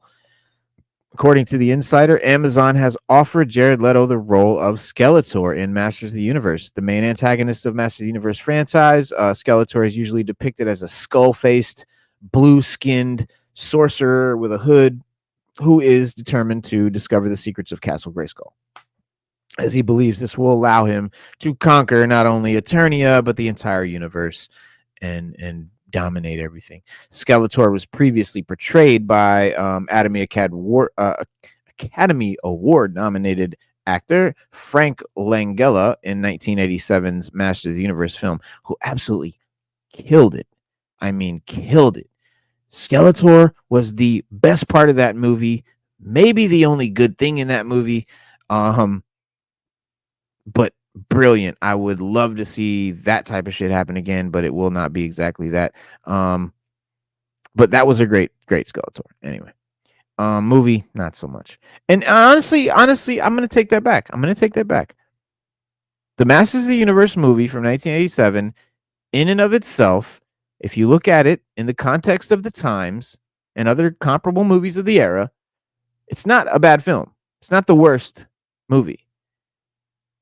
I'm not saying it's a great film. I'm just putting it up there with like any like great film. But as far as for what it is, a kid's sci-fi action, whatever, it wasn't that bad. It's just that the reason my friends and I, like my peers and my age group, fucking hated that shit. Watched it. We still watched it. We still got it and we had to, but we just hated that shit because it didn't look like the cartoon. It did not look like He-Man, right? That was the problem. Nobody looked like who they were. Skeletor and He-Man maybe were the only ones that were recognizable. They even looked very different than they did in the cartoon, but you knew who they were. But pretty much that was it. Like Man-at-Arms, like no one else looked how they looked. Orko didn't exist. They replaced him with like this weird little dwarf dude that looked like Yosemite Sam or something. I don't even know what that was about. But like I said, if you look at it by itself and don't try to look at it or compare it to the cartoon, then I think you can appreciate it. I haven't rewatched it, but I've looked at like clips and shit like that, and I was like, you know what, this shit was not that bad. It's just that it wasn't He-Man. It didn't look like He-Man to us. So Leto's potential, I think, casting here, though, as Skeletor, the main antagonist of the long-running franchise, comes less than a week after Community alum Allison Brie joined the cast. And it's an Amazon joint, and she's playing Evil Lynn, right? Skeletor's second in command in the movie. And Leto is no stranger to acting in blockbuster movies, having previously played the Joker famously, obviously. That's, I think, why they're casting him, why they think he would be a good Skeletor. Not that the Joker was anything like Skeletor, but I think like that role, they were like, okay, this dude can look like pretty good as Skeletor. But Suicide Squad, the original one, not my favorite movie. Some people love it. I don't want to shit on your parade, but I didn't like it, like at all.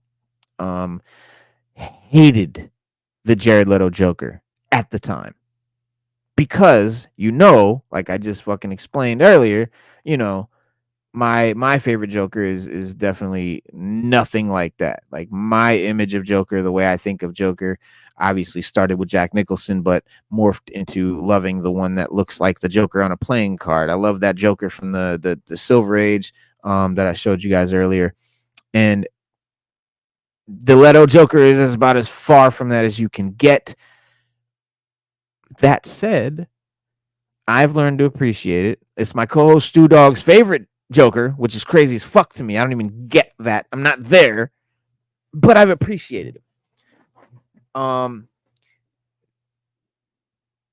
Neander Wallace in the critically acclaimed Blade Runner sequel, Blade Runner 2049.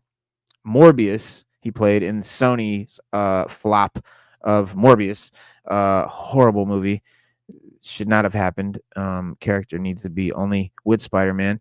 And the Hatbox Ghost in the Disney movie Haunted Mansion. And a bunch of other shit.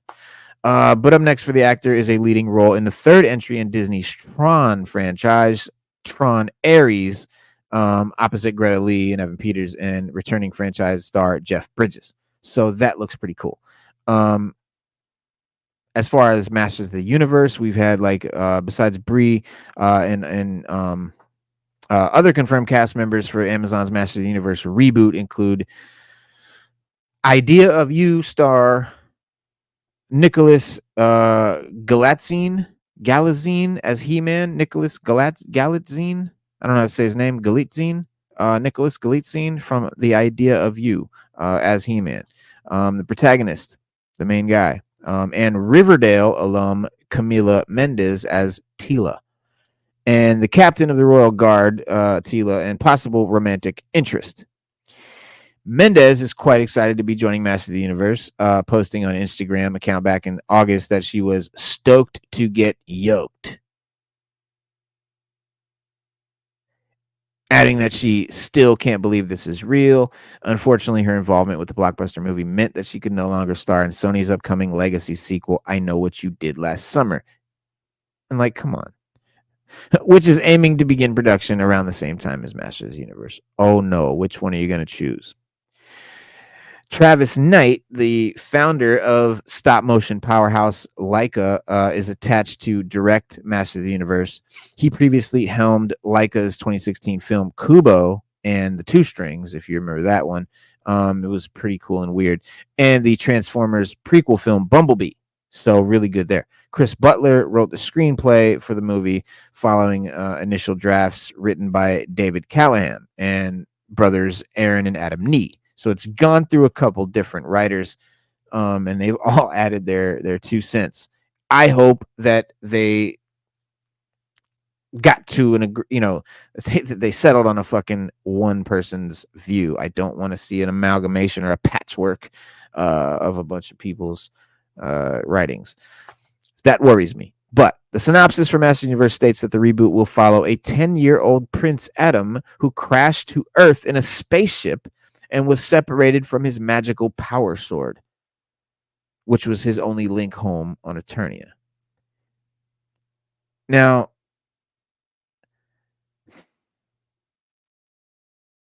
I guess it's a reboot, and that's why they're doing it this way. But I thought the problem with the original was that it took place on Earth. Dude, can we get a live-action He-Man movie that takes place on fucking Eternia? That is a fucking real He-Man movie? Does it have to be a tongue-in-cheek, He-Man came on a spaceship and he's running around L.A.? Like, come on. I don't know, bro. That for me ruined the first one. I'm not happy. I'm not super psyched. I really wanted to see a live-action He-Man movie in Eternia, like we see with cartoons and stuff like that. I think it's a no-brainer. I don't get why they're doing it this way. But anyway, so He-Man crashes to Earth when he's a 10-year-old boy, which already doesn't track. How does He-Man not grow up and become He-Man and lives as He-Man as a grown dude in Eternia? How is he on Earth at 10? I don't know. After tracking down the sword almost 2 decades later, so he's grown up on Earth, guys. Prince Adam is then whisked back across space to defend his home planet against the evil force of Skeletor. So, a fish out of water story inside a fish out of water story. Not cool, guys. That's just fucking lame. I'm sorry, it's lame. Um, so he's gonna be like essentially he's gonna be a kid that comes here from this distant planet and everything's weird and crazy. What's this? Oh, that's funny, ha ha. And then he's gonna grow up and be like an Earth dude. And then he's gonna go back to Eternia and be like, oh, I remember. It's like it's so cliche. It's like it's already fucking written out. I've already seen it now. I've already seen it now, and I'm good. But who knows, man? But to defeat such a powerful villain, Prince Adam will first need to uncover the mysteries of his past and become He-Man, the most powerful man in the universe. I'm not happy. It's mid. That's mid to me. That's mid to me. That's me. That's just me. I mean, maybe you guys love it. I don't know. That's mid to me. I'm not with it. Like, come on. But I think Jared Leto will be a cool Skeletor. Like, I think everything on Eternia is going to look pretty good. I think it's going to look pretty cool. I'm sure the movie will be okay. But it's like, why? Why do we have to do that again? But here we are again, written by millennials, do not get shit. Well, we want to reach a broader audience, and everyone doesn't like fantasy. Everyone doesn't like medieval fantasy, sci-fi. So we just want to make it like the internet. Let's make it like social media. Let's just make it like you're at home, like it's just a regular day. And then we'll go like make fun of Eternia. All right. Does not sound good to me, y'all, but hey, what do I know? In other DC news, the Legend of Batman graphic novel collection subscription thing is really cool looking. If you guys are fans of Batman, like I am, this is really cool. Check this out. I'm thinking about it. I'm like definitely on the fence about it. I may pull the trigger. I don't know. It's pretty cool. I've got to look into like the value because these things can really get you. Like I really don't know if this is decent or what. Fan home, not so sure. Some of that shit. But from what I'm looking at, the prices seem decent. These are hardcover graphic novels starting at $4.95. That's a crazy price for a hardcover graphic novel. They start at $30. Like soft covers are like 17 nowadays. So, but anyway, you get this subscription. It's pretty cool. It's like, but again, I haven't really looked into like how, because it's like it's $4.95 for the first book, but then they might start becoming like $50 a pop or some shit down the line. You know how they do this shit. So, but Golden Age, Silver Age, it's like every Batman comic, and they put it all together in this Encyclopedia Britannica looking set. You can see here where with this really cool art that kind of fits on the spines of the books. I see the Bane breaking the Batman's bat over there. I see Batman holding a dead Robin after Joker beat him to death on there. All kinds of iconic images that they put. Jim Lee's Hush is there. Like everything is there. And again, man, if you're a Batman fan, this is really tempting. Like this thing looks really cool. It's some kind of subscription though. It's not, you don't just buy it. I don't know how close to, I said Encyclopedia Britannica, but it might actually be just like that. I think that was a subscription too back in the day. Like you get a new book every month or some shit like that. But that's the kind of thing it is. Upgrade your subscription and receive 8 exclusive books. So you can upgrade and get a premium, and you'll get the Golden and Silver Ages and Bronze Age collections. So that's pretty cool. That's history right there. 2 books of Bronze Age, Golden, and Silver Age comics. So if you I read comics, guys. I'm not just a collector. I don't just collect and try to like invest. Like it's not all that. I'm not into that. I like comics. Like I really dig them. I read them. I like them. I'm a fan, a real fan. So this is cool to me. But I thought I'd show it to y'all because I think it's pretty dope. Check it out. It's on fanhome.com. DC Power Hour.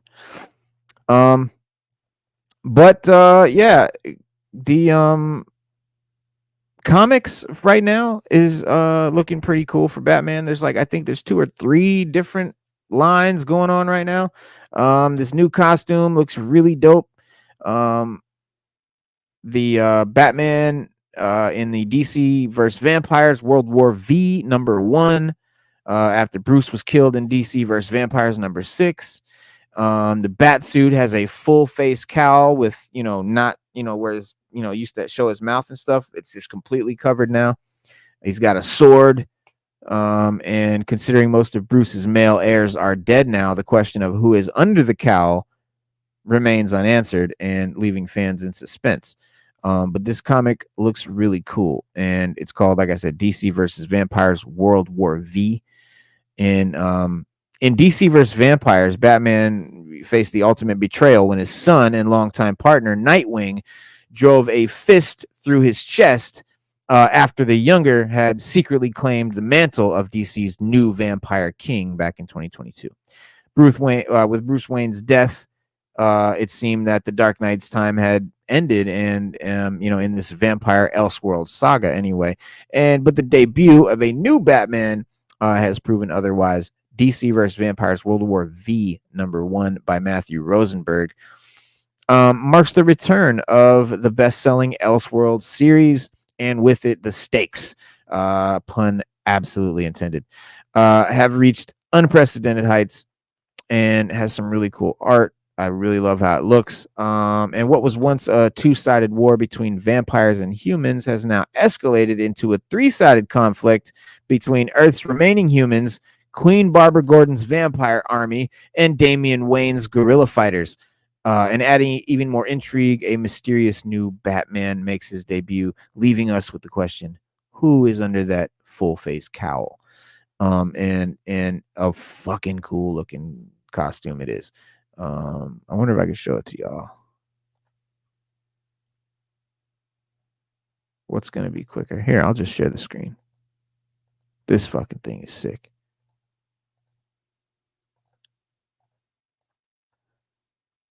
I don't know if y'all can really see that real well, but it's really cool. It's got the big yellow bat on his chest, full face cowl,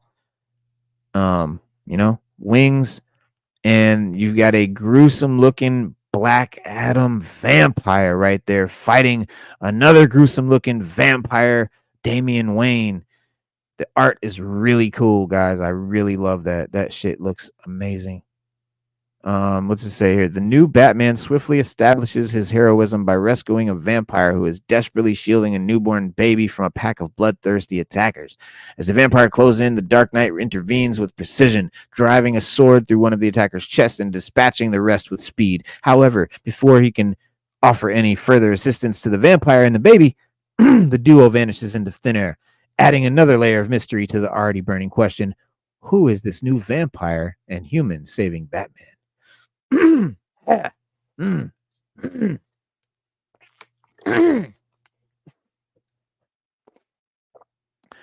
What's this say? The new sword-wielding Batman suit is one of the Dark Knight's coolest costumes.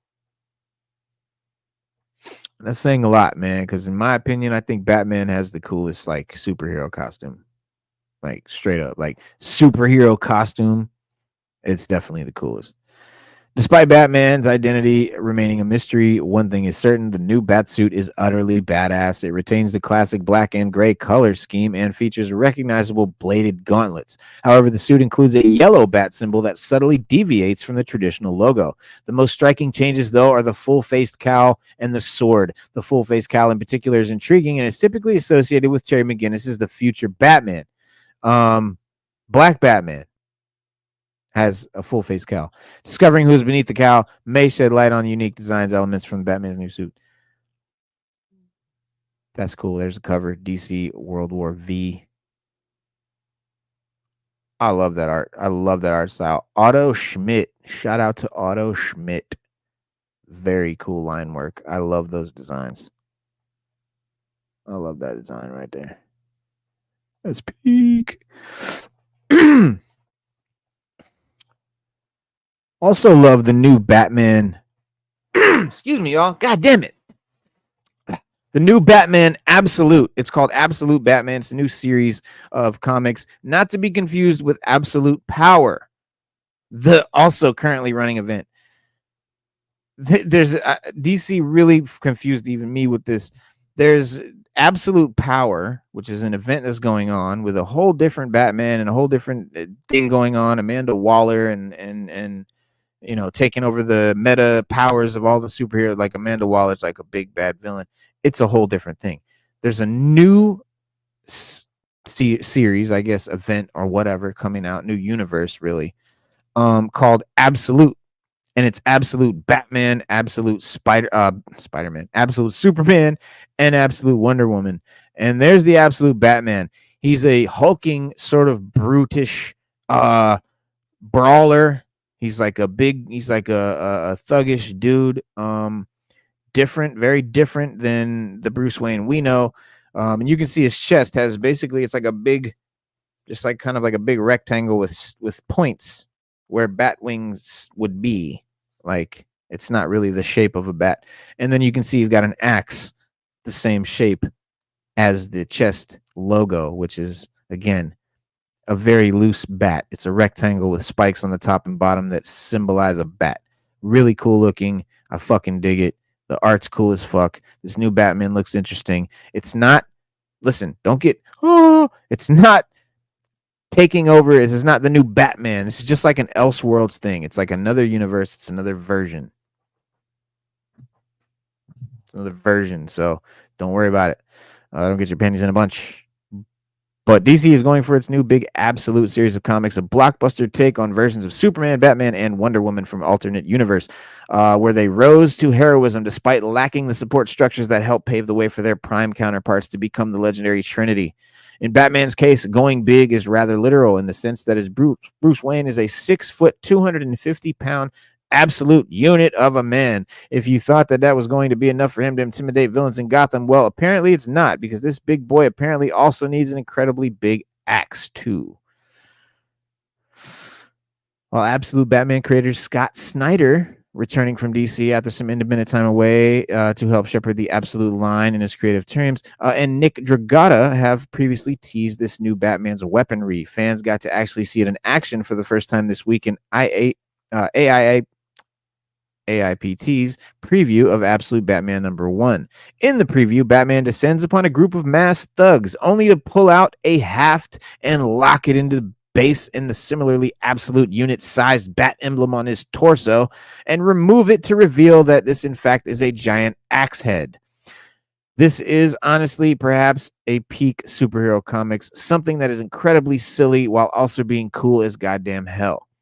I mean, and to be honest, I'm not mad, bro. That is what comic book shit is. I mean, it's shit that's ridiculous, could not possibly happen in real life, but it still looks cool. Wouldn't that be cool?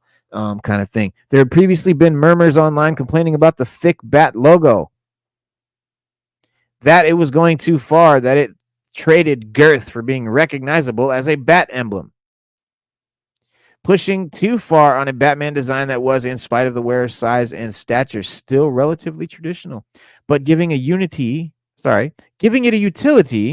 in that it also is a giant weaponry accessory for Bruce. Now, this reminds me, guys, of the Batman, Robert Pattinson. He's got the knife. It comes out. It's a knife. Remember his bat symbol? They're doing that. Now it's an axe head. Why this could never happen, guys? Obviously, a big ass axe head would be heavy as shit, and it wouldn't just fit on a shirt. Like, that's one, obvious reason it'd be, massive, but it's a really cool idea. It's definitely works for cartoons and comics. It's not the first time we've seen Batsuit design do this. Robert Pattinson's suit in the bat. See, I shouldn't talk. I should just read the whole thing. Featured a bat-shaped emblem that housed a knife, but such is fun heightened twist that sits with a heightened version of Batman. Look at this art. That's badass. There he is, lopping off someone's hand. look how cool Batman looks, dude. He's just like brooding. He's not saying shit. He's just, look at him, just in the background, just like looking down. I love it. I love it. Again, this is not replacing fucking the Batman we know. It's just a different take. It's just something interesting and fun. It also especially interesting given how purely violent it is. Batman's waxing and waning relationship with the idea that he doesn't take lives has long been a hot topic of discussion in comics and other adaptations of the character.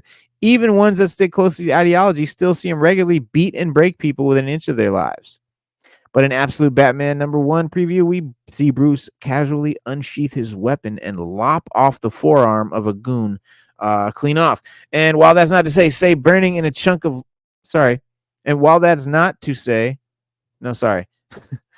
And while that's not, say, burying a chunk of Bat logo into their brain, it's pretty wild to see a version of Batman do.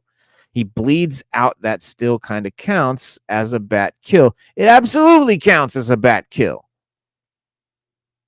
Batman cut a man's hand off and he bled to death. That's a fucking Bat kill. Sorry, and don't be too upset, guys. Batman has killed since his first inception. The original Batman literally carried a pistol and shot bad guys to death. So the whole Batman doesn't kill thing really just came from the Comics Authority censorship code of the 1950s, where, you know, all violence and all that, you know, all kinds of, you know, anything, you know, considered not, you know, real G, rated G, kid friendly, was like completely censored out of comics. And Batman became camp.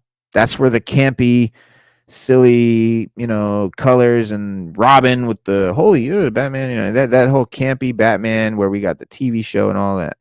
That all comes from that.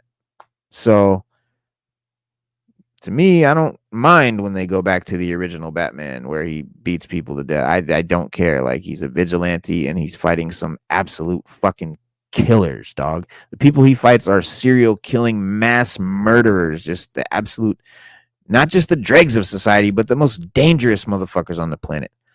And he's got to take them out. You can't put these people in fucking asylums all the time.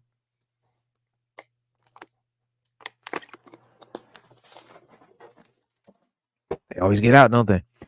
But that's kind of the other reason why Batman doesn't kill, is honestly because he's got one of the best rogues galleries in all of comicdom, and to kill them would just be a crime.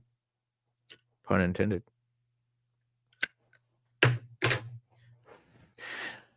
He said, I really want to push the horror element and like lean into some of Scott's chops. Talking about Scott Snyder. Bring that scary Batman back. And I think that's what you'll see in scenes Dragata told Aped of Batman's menacing, more brutal approach to crime fighting. He said, I can say he's definitely a more violent Batman, and he's going to use that violence as a tool. Everything is a tool to him, to be used and manipulated in order to do what he has to do. That just sounds dope to me. What he has to do is slice people apart with his own emblem, apparently. So, Absolute Batman has an axe as wide as his chest. Absolute Wonder Woman has a ginormous Buster Sword, which, by the way, you know, Buster Sword, you guys know Final Fantasy Cloud. He's got that big, it's like a foot wide sword. It's really big. That's the Buster Sword. Will Absolute Superman complete the trifecta and get some kind of thematic weapon? Some kind of spear could be fun. Maybe just don't tip it with kryptonite. Absolute Batman #1 is set to hit shelves October 9th. It's already in my pull list. Like, this is, I can't wait. This is really cool. You guys, can you see anything I was just talking about? Hang on. I felt like you could see everything I was showing you.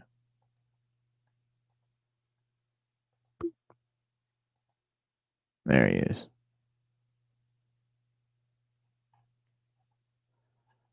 Lopping off that dude's arm.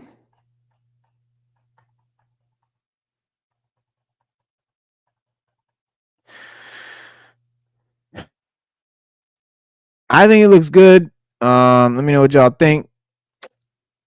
Now, one thing I don't think looks good, and one thing I'm really not excited for, something I'm actually dreading.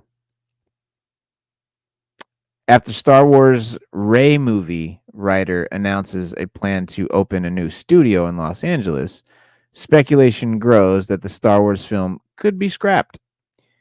And man, I hope so. The whole Rey mythos bothers me. I would like to just see it scrapped. I would like to see Star Wars just be like, we just won't talk about the sequels. Let's just forget that shit happened. Let's bring back the Luke Skywalker from the end of Mandalorian. That guy, where he was supposed to be. Shit like that. Daisy Ridley's portrayal, whatever. I have no problem with Daisy Ridley, whatever. It's the whole fact that they were going to try and rewrite everything that was set by the Dawn of the Jedi comics, like the whole beginning of the Jedi and the Rakata and the lightsabers that were powered by the dark side. I mean, all this stuff that in the Dawn of the Jedi comic series, they were going to make a movie about it, right? And this guy was making the movie based on the comics. I'm like ecstatic, right? Because I love this comic series. And then Kathleen Kennedy is going to do this Rey movie. And in the Rey movie, she wants to have Rey starting the Jedi Order, basically doing what George Lucas planned for Luke to do. Whatever. So again, so what she does is, for the Rey movie, she goes to the dude that's making the Dawn of the Jedi and forces him to rewrite the script and make the movie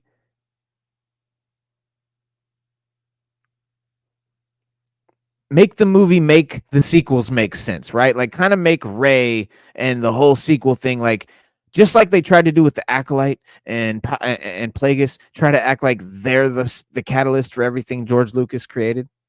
They're going to try to manipulate it so that, you know, all the shit that doesn't make sense about the sequels and Rey makes sense, which they're going to do absolutely forcefully, absolutely horribly, just like the Acolyte tried, and it couldn't be any better. So that's why I really don't want this Rey movie to happen, because I just want them to leave the whole goddamn mythos and go in a different direction. But that's just, you know, wishful thinking probably. But the Rey movie apparently now is not looking so good. Stephen Knight, who is supposed to be penning the script for the Rey movie starring Daisy Ridley and directed by Charmin. Dude, Charmin Obaid-Chinoy is going to direct the movie. Horrible.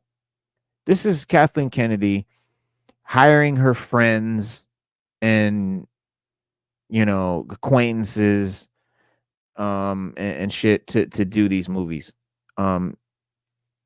It's bullshit, dog. It's total bullshit. Because then we get Leslie Headlands and these people that just are horrible at their job and their craft. Or at least maybe they're not. But whatever they do, it doesn't translate to this. It does not translate to Star Wars. The BBC's Ben Sidwell reported that Knight, the creator of Peaky Blinders, announced plans to open a studio in Los Angeles in the U.S. Knight told BBC, "I'm going to open a Digbeth Loke studio here where people can go and look at what we're doing, see pictures, decks of video, and what's happening, so people in LA can experience what we're doing at Digbeth." What does this mean? The announcement comes as Knight gears up to begin production on Peaky Blinders movie, which I am excited about. Peaky Blinders on Netflix, fucking dope. If you have not seen it, you know what the fuck is a Peaky Blinders? Go look that shit up. Go to, waste no time, do yourself a favor, and go type Peaky Blinders in the Netflix search and watch that shit. It says the movie will where he shared details where they plan on filming.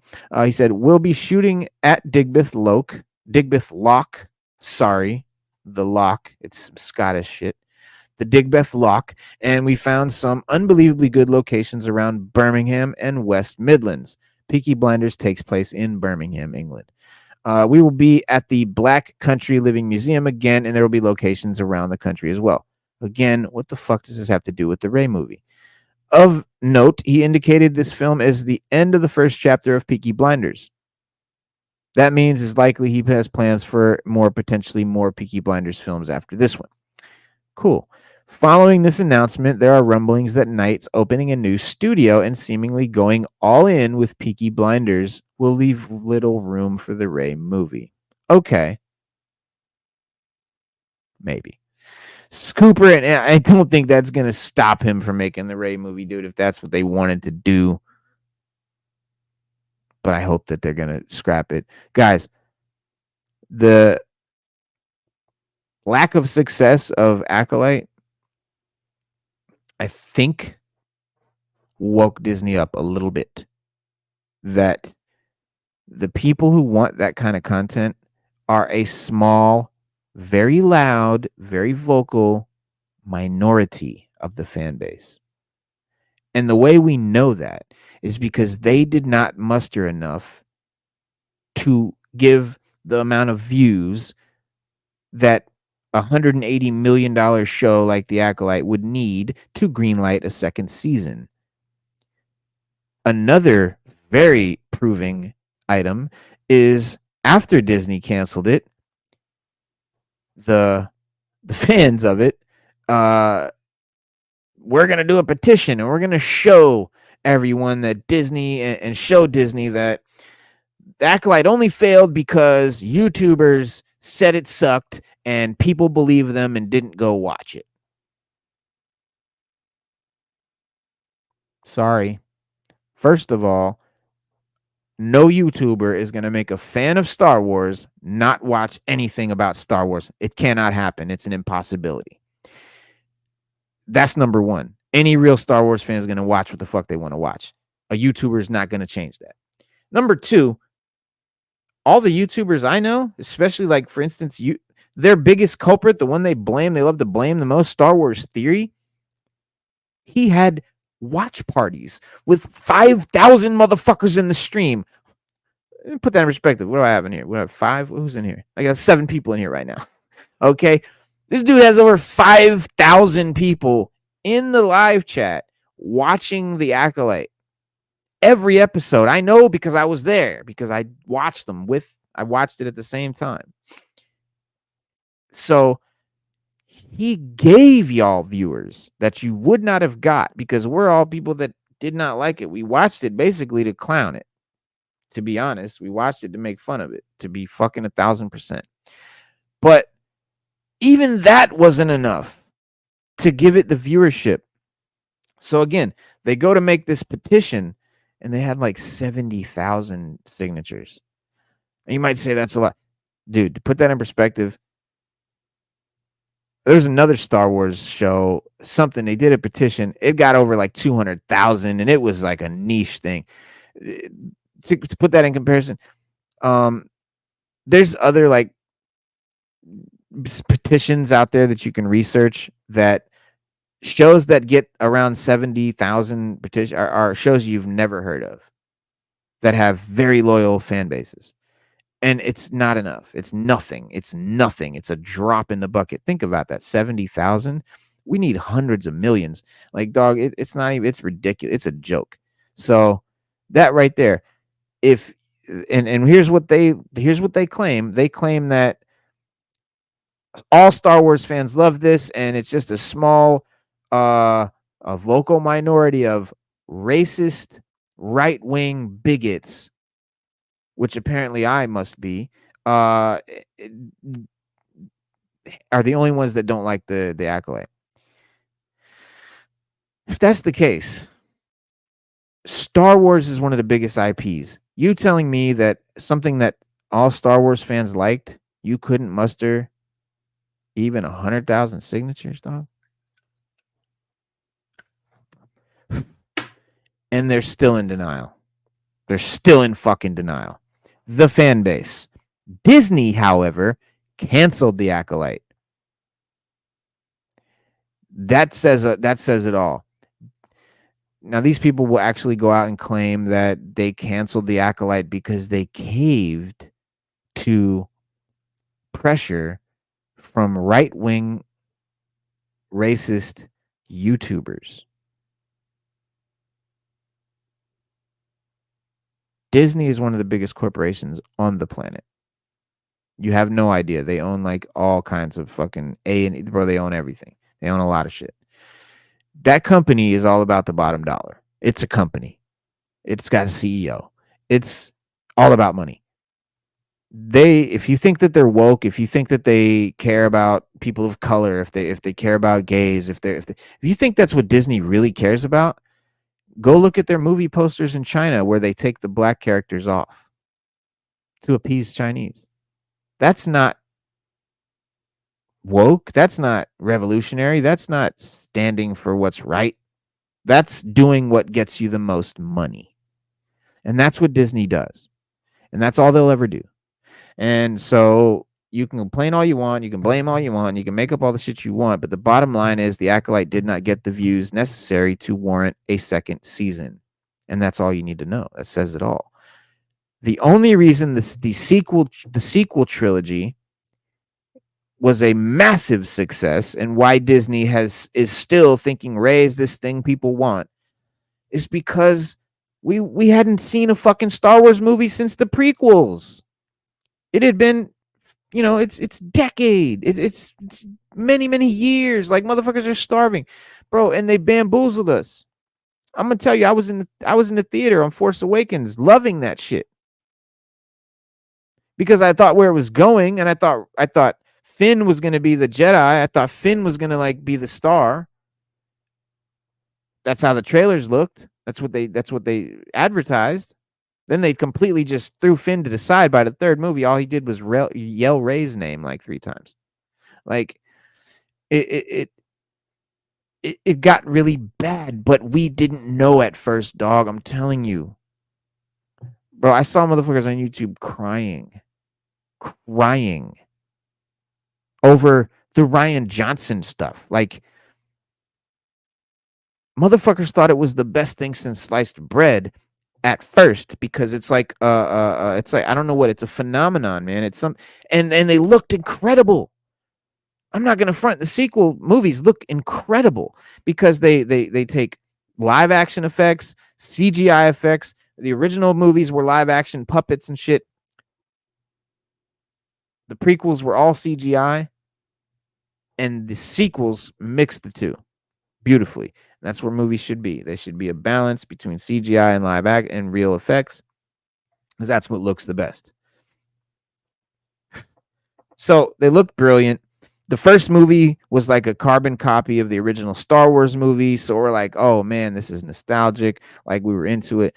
Second movie, just like, I was like, what? I was so mad, dog, during the second movie that, the way Luke was and shit. Like, and then what they did with Luke, and it was just, and then the third movie I actually thought had some pretty cool looking stuff, but again, what it means to have that stuff didn't work. Like, for instance, when Yoda lifts the X-Wing out of the swamp to like show Luke that the Force isn't about, the weight of something isn't about how you levitate it, kind of thing. It's all about, the Force and then your mind. So that scene was kind of like one-upped, where the Emperor raises like all these Star Destroyers up out of the desert in the same kind of way, and like shit like that. And the Emperor looked amazing, but it's like, why is the Emperor here? How is the Emperor here? And it's not just that he died, guys. Darth Vader, Anakin, the Chosen One, literally sacrificed his life to kill the Emperor, to save Luke. Bringing him back makes that worthless and pointless. So you can say what you want, but real fans of the original of real Star Wars can't like this stuff because it shits on and contradicts everything that we know about Star Wars. And that's the problem with Rey, and that's the problem with these movies. That's why I don't want to see them continue. I need to see. Hopefully, the Acolyte woke them up. I don't know. What is this saying? Lorner WDW Pros guest shared his own opinion. I would say that I think it's part of the reason why. Wait a minute, did we skip something? Oh, and that makes us wonder if either the Rey movie has been delayed such that he can work on this for years and years and come back to it, or he's been removed and nobody knows it yet, which would not portend well for the Rey movie either. So that's where we're being led to believe that perhaps the Rey movie has experienced even more hiccups. And obviously, a lot of those hiccups are because they are realizing that people don't really like that shit. Scooper speculated he's wrapped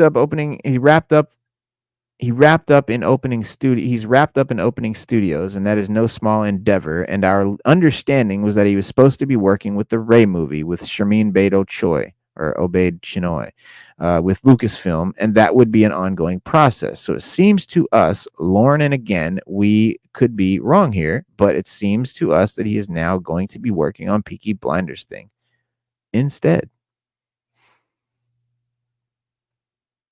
The woke freak out. Rey delayed. Lauren Connor, WD Pros guest, shared his own opinion. I would say I think part of the reason is why Lucasfilm and Disney over the last few years have tried to get away from people with clout in the industry to be their showrunners, their producers, and things like that, because people that have that kind of influence can say no. He continued, so my guess is that rather than necessarily the production being halted eventually, it wouldn't surprise me if we got something that said, oh, there were creative differences, or there were conflicts because he's opening these studios. He's just too busy to do it right now. Lauren added, I do think that it would be too far of a big embarrassment to make that kind of announcement saying Rey movie is canceled or even delayed. But my suspicion is that they will find lots of ways to creatively delay it, because right now they're holding their breath and trying to figure out how do we get out of the hole that we dug for ourselves. Now, what does that mean?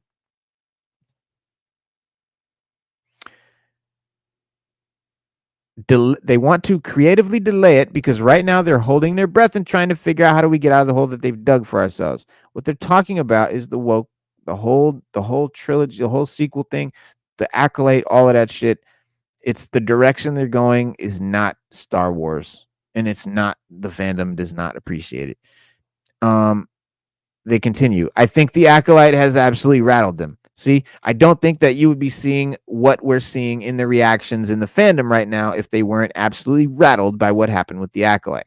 I think that was a shock to even Lucasfilm and Disney, he concluded. And I don't know why, if they'd seen the fucking thing. Interestingly enough, there was rumor back in January from World of Reels Jordan Rumney that the film had been delayed indefinitely. He wrote, I've even been told that Disney has delayed the film indefinitely, which is why they surprised everyone last week and decided to announce The Mandalorian and Grogu as the next Star Wars movie. That's right. Rey movie was supposed to be next. So they just don't have the confidence in the new Jedi Order will be happening in the near future. This new Jedi Order, Rey's Jedi Order, like, nobody wants this except young kids that grew up on the sequel trilogies that do not understand why we don't like it. And I get that. And there's this whole fandom that thinks that's why they think we're racists and bigots, because they just don't understand why we don't like it. These are good movies. These are great characters. What is it you don't like about it? It's because she's a woman? Like, no, dude. Then we would hate Ahsoka if that was the case. We love Ahsoka. We love well-written characters. Doesn't matter what race or gender they are. That's the most ridiculous thing. Bro, Star Wars has always been a fucking leader in that shit. Bro, Billy D. Williams, fucking Mace Windu, the head of the Jedi Order, is a black man, dog. Come on now. No one complained. Miss me with that shit, dog. Miss me with that shit. As for the reason why he shared, the problem seems to reside in the creative differences between screenwriter Stephen Knight and Lucasfilm. I'm told that the draft had originally been written for the film, but Lucasfilm gave him so many notes that he had to start from scratch. That's what I'm talking about with the dude with the Dawn of the Jedi project. They literally put so much red ink on the script, he had to scrap it and start all over again. One dude actually quit. Given this, Rumney is hearing Knight may exit the project, explaining his frustrations have grown. He's put Star Wars on the back burner and now focused on the screenplay for his Peaky Blinders movie, which is supposed to go into production in the fall. Dude, that dude's not worried about this fucking Star Wars shit. That shit ain't happening. Someone else is gonna have to do it, and that's gonna fucking fuck it up even worse. During an appearance on Hot Mid Show, Jeff Snyder alleged that the Sean Levy might replace Charbet. Now that would be something. If someone would replace Charmin Obaid Chinoy, you know, because I'll keep it a buck.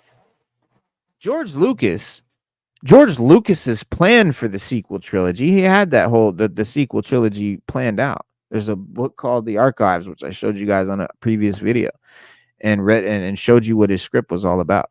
He's got a character that Rey is based on. He has Luke giving up on the Jedi Order and going as a hermit later in the trilogy. But the way he does it makes sense. And Luke comes back. And it's not ridiculously absurd that Luke's just this beaten hermit. It's drinking walrus titties, sucking on walrus titties. No. That was not part of it. But my point, what I'm saying here is that they could fix the sequels. They could use the same, they could fix it if they go to George Lucas and say, all right, we give up. We're sorry. We were wrong. You're the man.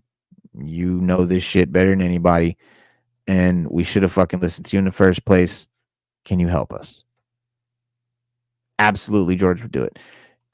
Because he's even feeling regretful now that he sold it. I mean, honestly, he had to sell it. And,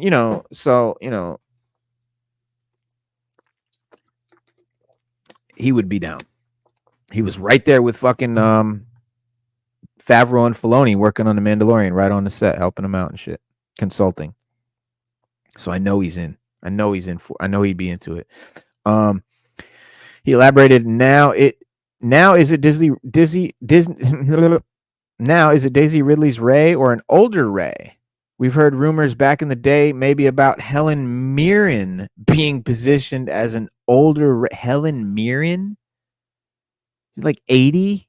I'm sorry, Helen. What are you 60? Like, dude, that's an older Rey. So that would be really cool, actually. And Helen Mirren is a phenomenal actress. Like, yeah, that would be dope.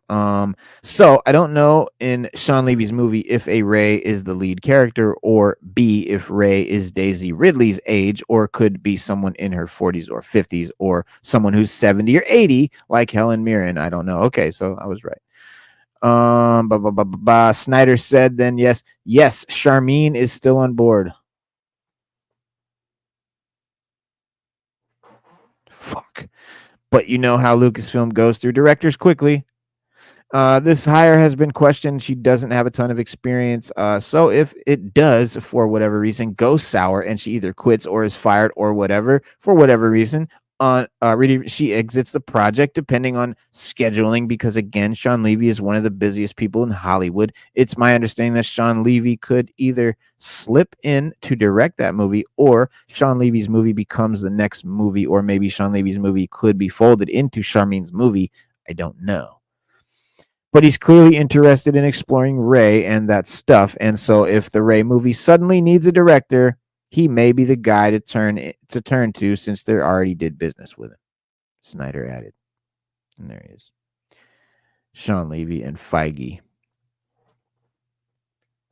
One of the most recent official words on the film came from Charmin Obaid Chinoy in June while she was promoting her documentary on Diane von Furstenberg.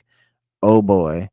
She told Variety, the story that interests me most is Rey's journey as a female Jedi. Got to put the female part, because that's the important part. That's how I can best bring my experiences to it. Now, why the fuck would we want your experiences in our Star Wars movie? Why would we want anything that you're talking about in a Star Wars movie? Okay? It they don't I digress. She went on to detail who she hopes to attract this movie. Who does she hope to attract to this movie? Okay, there she is, though. Look at her. Check her out. There she is on the right with her fucking Pillsbury hat on. Oh, God, it's the evil Trinity. It's Palpatine, Vader, and Dooku. Fuck. I don't want to do that to Palpatine and Vader. Oh, Jesus. She went on to detail who she hopes to attract to this movie. The greatest thing about Star Wars is that everyone has a personal connection to it. Everyone is passionate about it. And throughout the fandom, people have clear ideas about who should direct or what the story should be about. I'm just drowning out those voices until I'm done. What?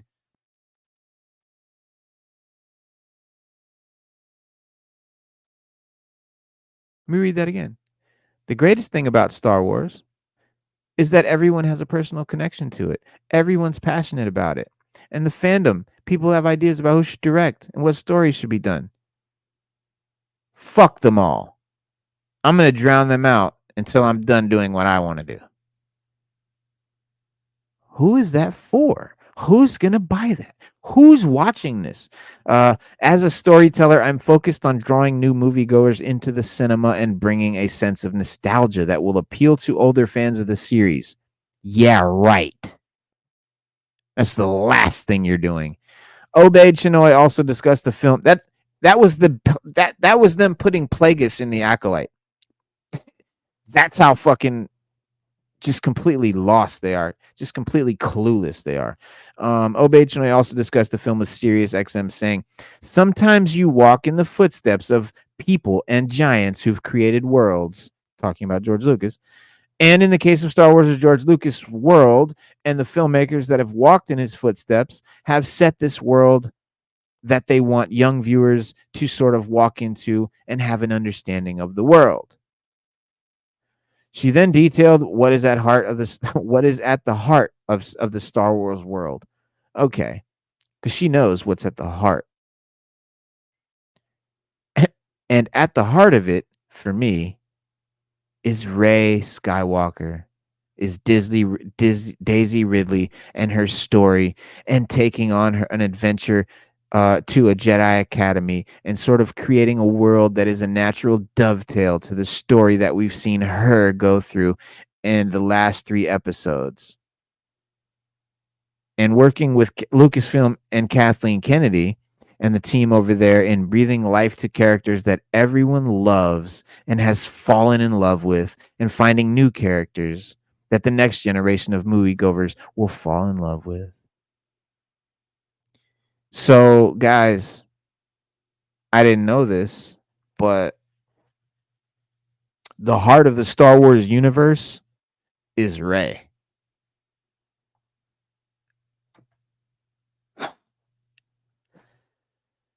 From there, Obaid Chinoy detailed who she'd been collaborating with to bring the film to life. I've had conversations with J.J. Abrams. I've had conversations with George Lucas. And then, of course, Dave Filoni, who's a big part of the Star Wars universe.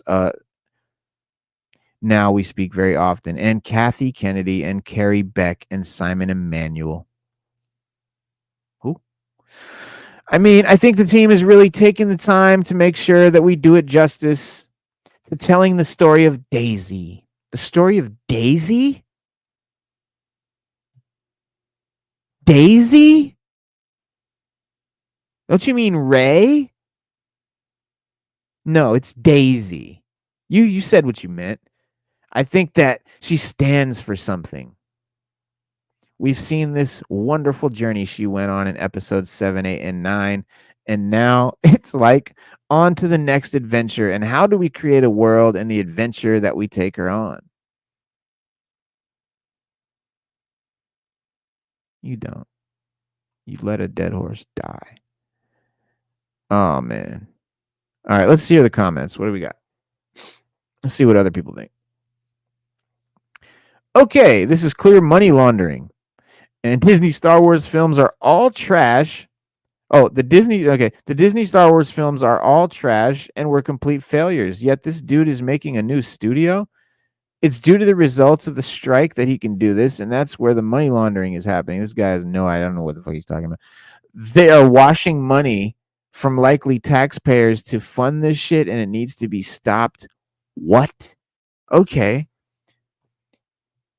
Reply says the Acolyte was the clearest example I've ever seen of how cheap the sets, props, and effects looked. Now, this is money laundering. Someone took that $180 million and they said they spent it on that fucking show. And I'm telling you, fuck out of here. There's no way that that show cost $200 million. Dude, did you see the fucking props? Dude, when they were on the planet, it was in like a set like the size of this room with like potted plants looking around and like mulch. Like, dude, someone pocketed that cash, dog. I'm telling you. There's no question about it, dog. And Leslie Headland was Harvey Weinstein's personal assistant for many years. No, yeah, the feminist, she's the one that hooked Weinstein up, kept all his stable of girls in line and shit, and she was his assistant. I mean, come on. So this is who we're talking about here. Yeah. All right, let's see. Here's someone with a different opinion. The films weren't utter trash. There's a take. At least there were some neat scenes and moments in them. Well, I'll say that there were some neat scenes and moments. There was some neat looking stuff. I'm not going to say that there wasn't. Like, they looked cool. Like, those movies looked cool. But as soon as you start to pick apart the story, it absolutely breaks down. Absolutely crumbles like paper mache. Just utter doo-doo. At least there were some neat scenes. Although, if I were directing, I'd change or swap out the not good scenes and either make them better or completely new. Well, there's a fucking idea. Don't forget the new younger generation of kids are already into the new trilogy and may even like it. Well, that's true, and that's a problem. Like, that's true. Like, this new generation that grew up on those sequels, they do like it. And why do they like it? How can they like it? Well, it's simple. Because, like I said, they look good, and those movies will bamboozle the fuck out of you. They will fool you. They will make you think you like them, dog. They will make you think they're good. Like, it's Disney magic, bitch. Dog. And so they don't have like a preconceived fan base. Like, they're not already fans of Luke Skywalker and Anakin and that whole saga. They know nothing about it. They just know the sequels. So it doesn't mean anything to them that Palpatine is there. Like, oh, that's the old guy from the old movies. No, you don't understand. Him being here means so much. It means that the entire fucking saga, all of Anakin's entire life, was meaningless. And then they turn around in the Acolyte, and Anakin's immaculate conception, Anakin's birth to his mother with no father, the Force impregnating her, that the chosen one, that's a myth. That's the Jesus thing. That's taken from the Bible. That's George Lucas's, that's the Jesus thing. He's the one and only. Let me ask you something. In Christianity, how many guys came back to life? How many immaculate conceptions were there? It's just Jesus. That's what makes him special. That's his thing that makes it that he's that, right? You go in the Acolyte and you now make 2 more people born that way, which and it takes place before Anakin, right? And everything they did, this is very strategic. They made it take place before everything so they could manipulate everything. It's a very Sith thing to do. Very, very Sith like. But you know, it's easy to see through, just like the Sith. What's this guy say? Your manipulation doesn't work on me. You can't convince me the new Disney films were good when they're universally hated, and you also can't convince me younger people. Dude, shut up, bro. He didn't say they were good. Did you read what he fucking said? I hate fucking people like that. I think they canned the movies ages ago, but they're still fine with lauding the idea of the movie to drive conversations still rather than Palpatine talking about you. Listen, man. Yeah. I'm not gonna read all this, but you know, people that know all about the Rey story and all that stuff, like those are younger fans, and like it's I feel bad for them. Okay, I'm not on disdain for any of these fans. I have no. I'm not one of these guys that are mad at people for liking the sequels. Like I feel bad for you. I feel you've been bamboozled. Disney pulled the fucking wool over your eyes. They gave you some bullshit and, you know, told you it was gold. They pissed on your head and said it was raining. And you don't know any better. So then in turn, it divides the fandom because they're angry. They don't understand why we hate on it so much because they can't understand what's wrong with it. Because Disney pulled the wool over their eyes.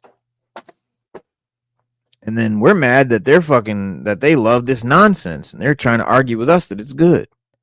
We're trying to explain to them that it's not, and here's why. But they don't want to fucking hear it. It's like I fucking gave you the answer, B.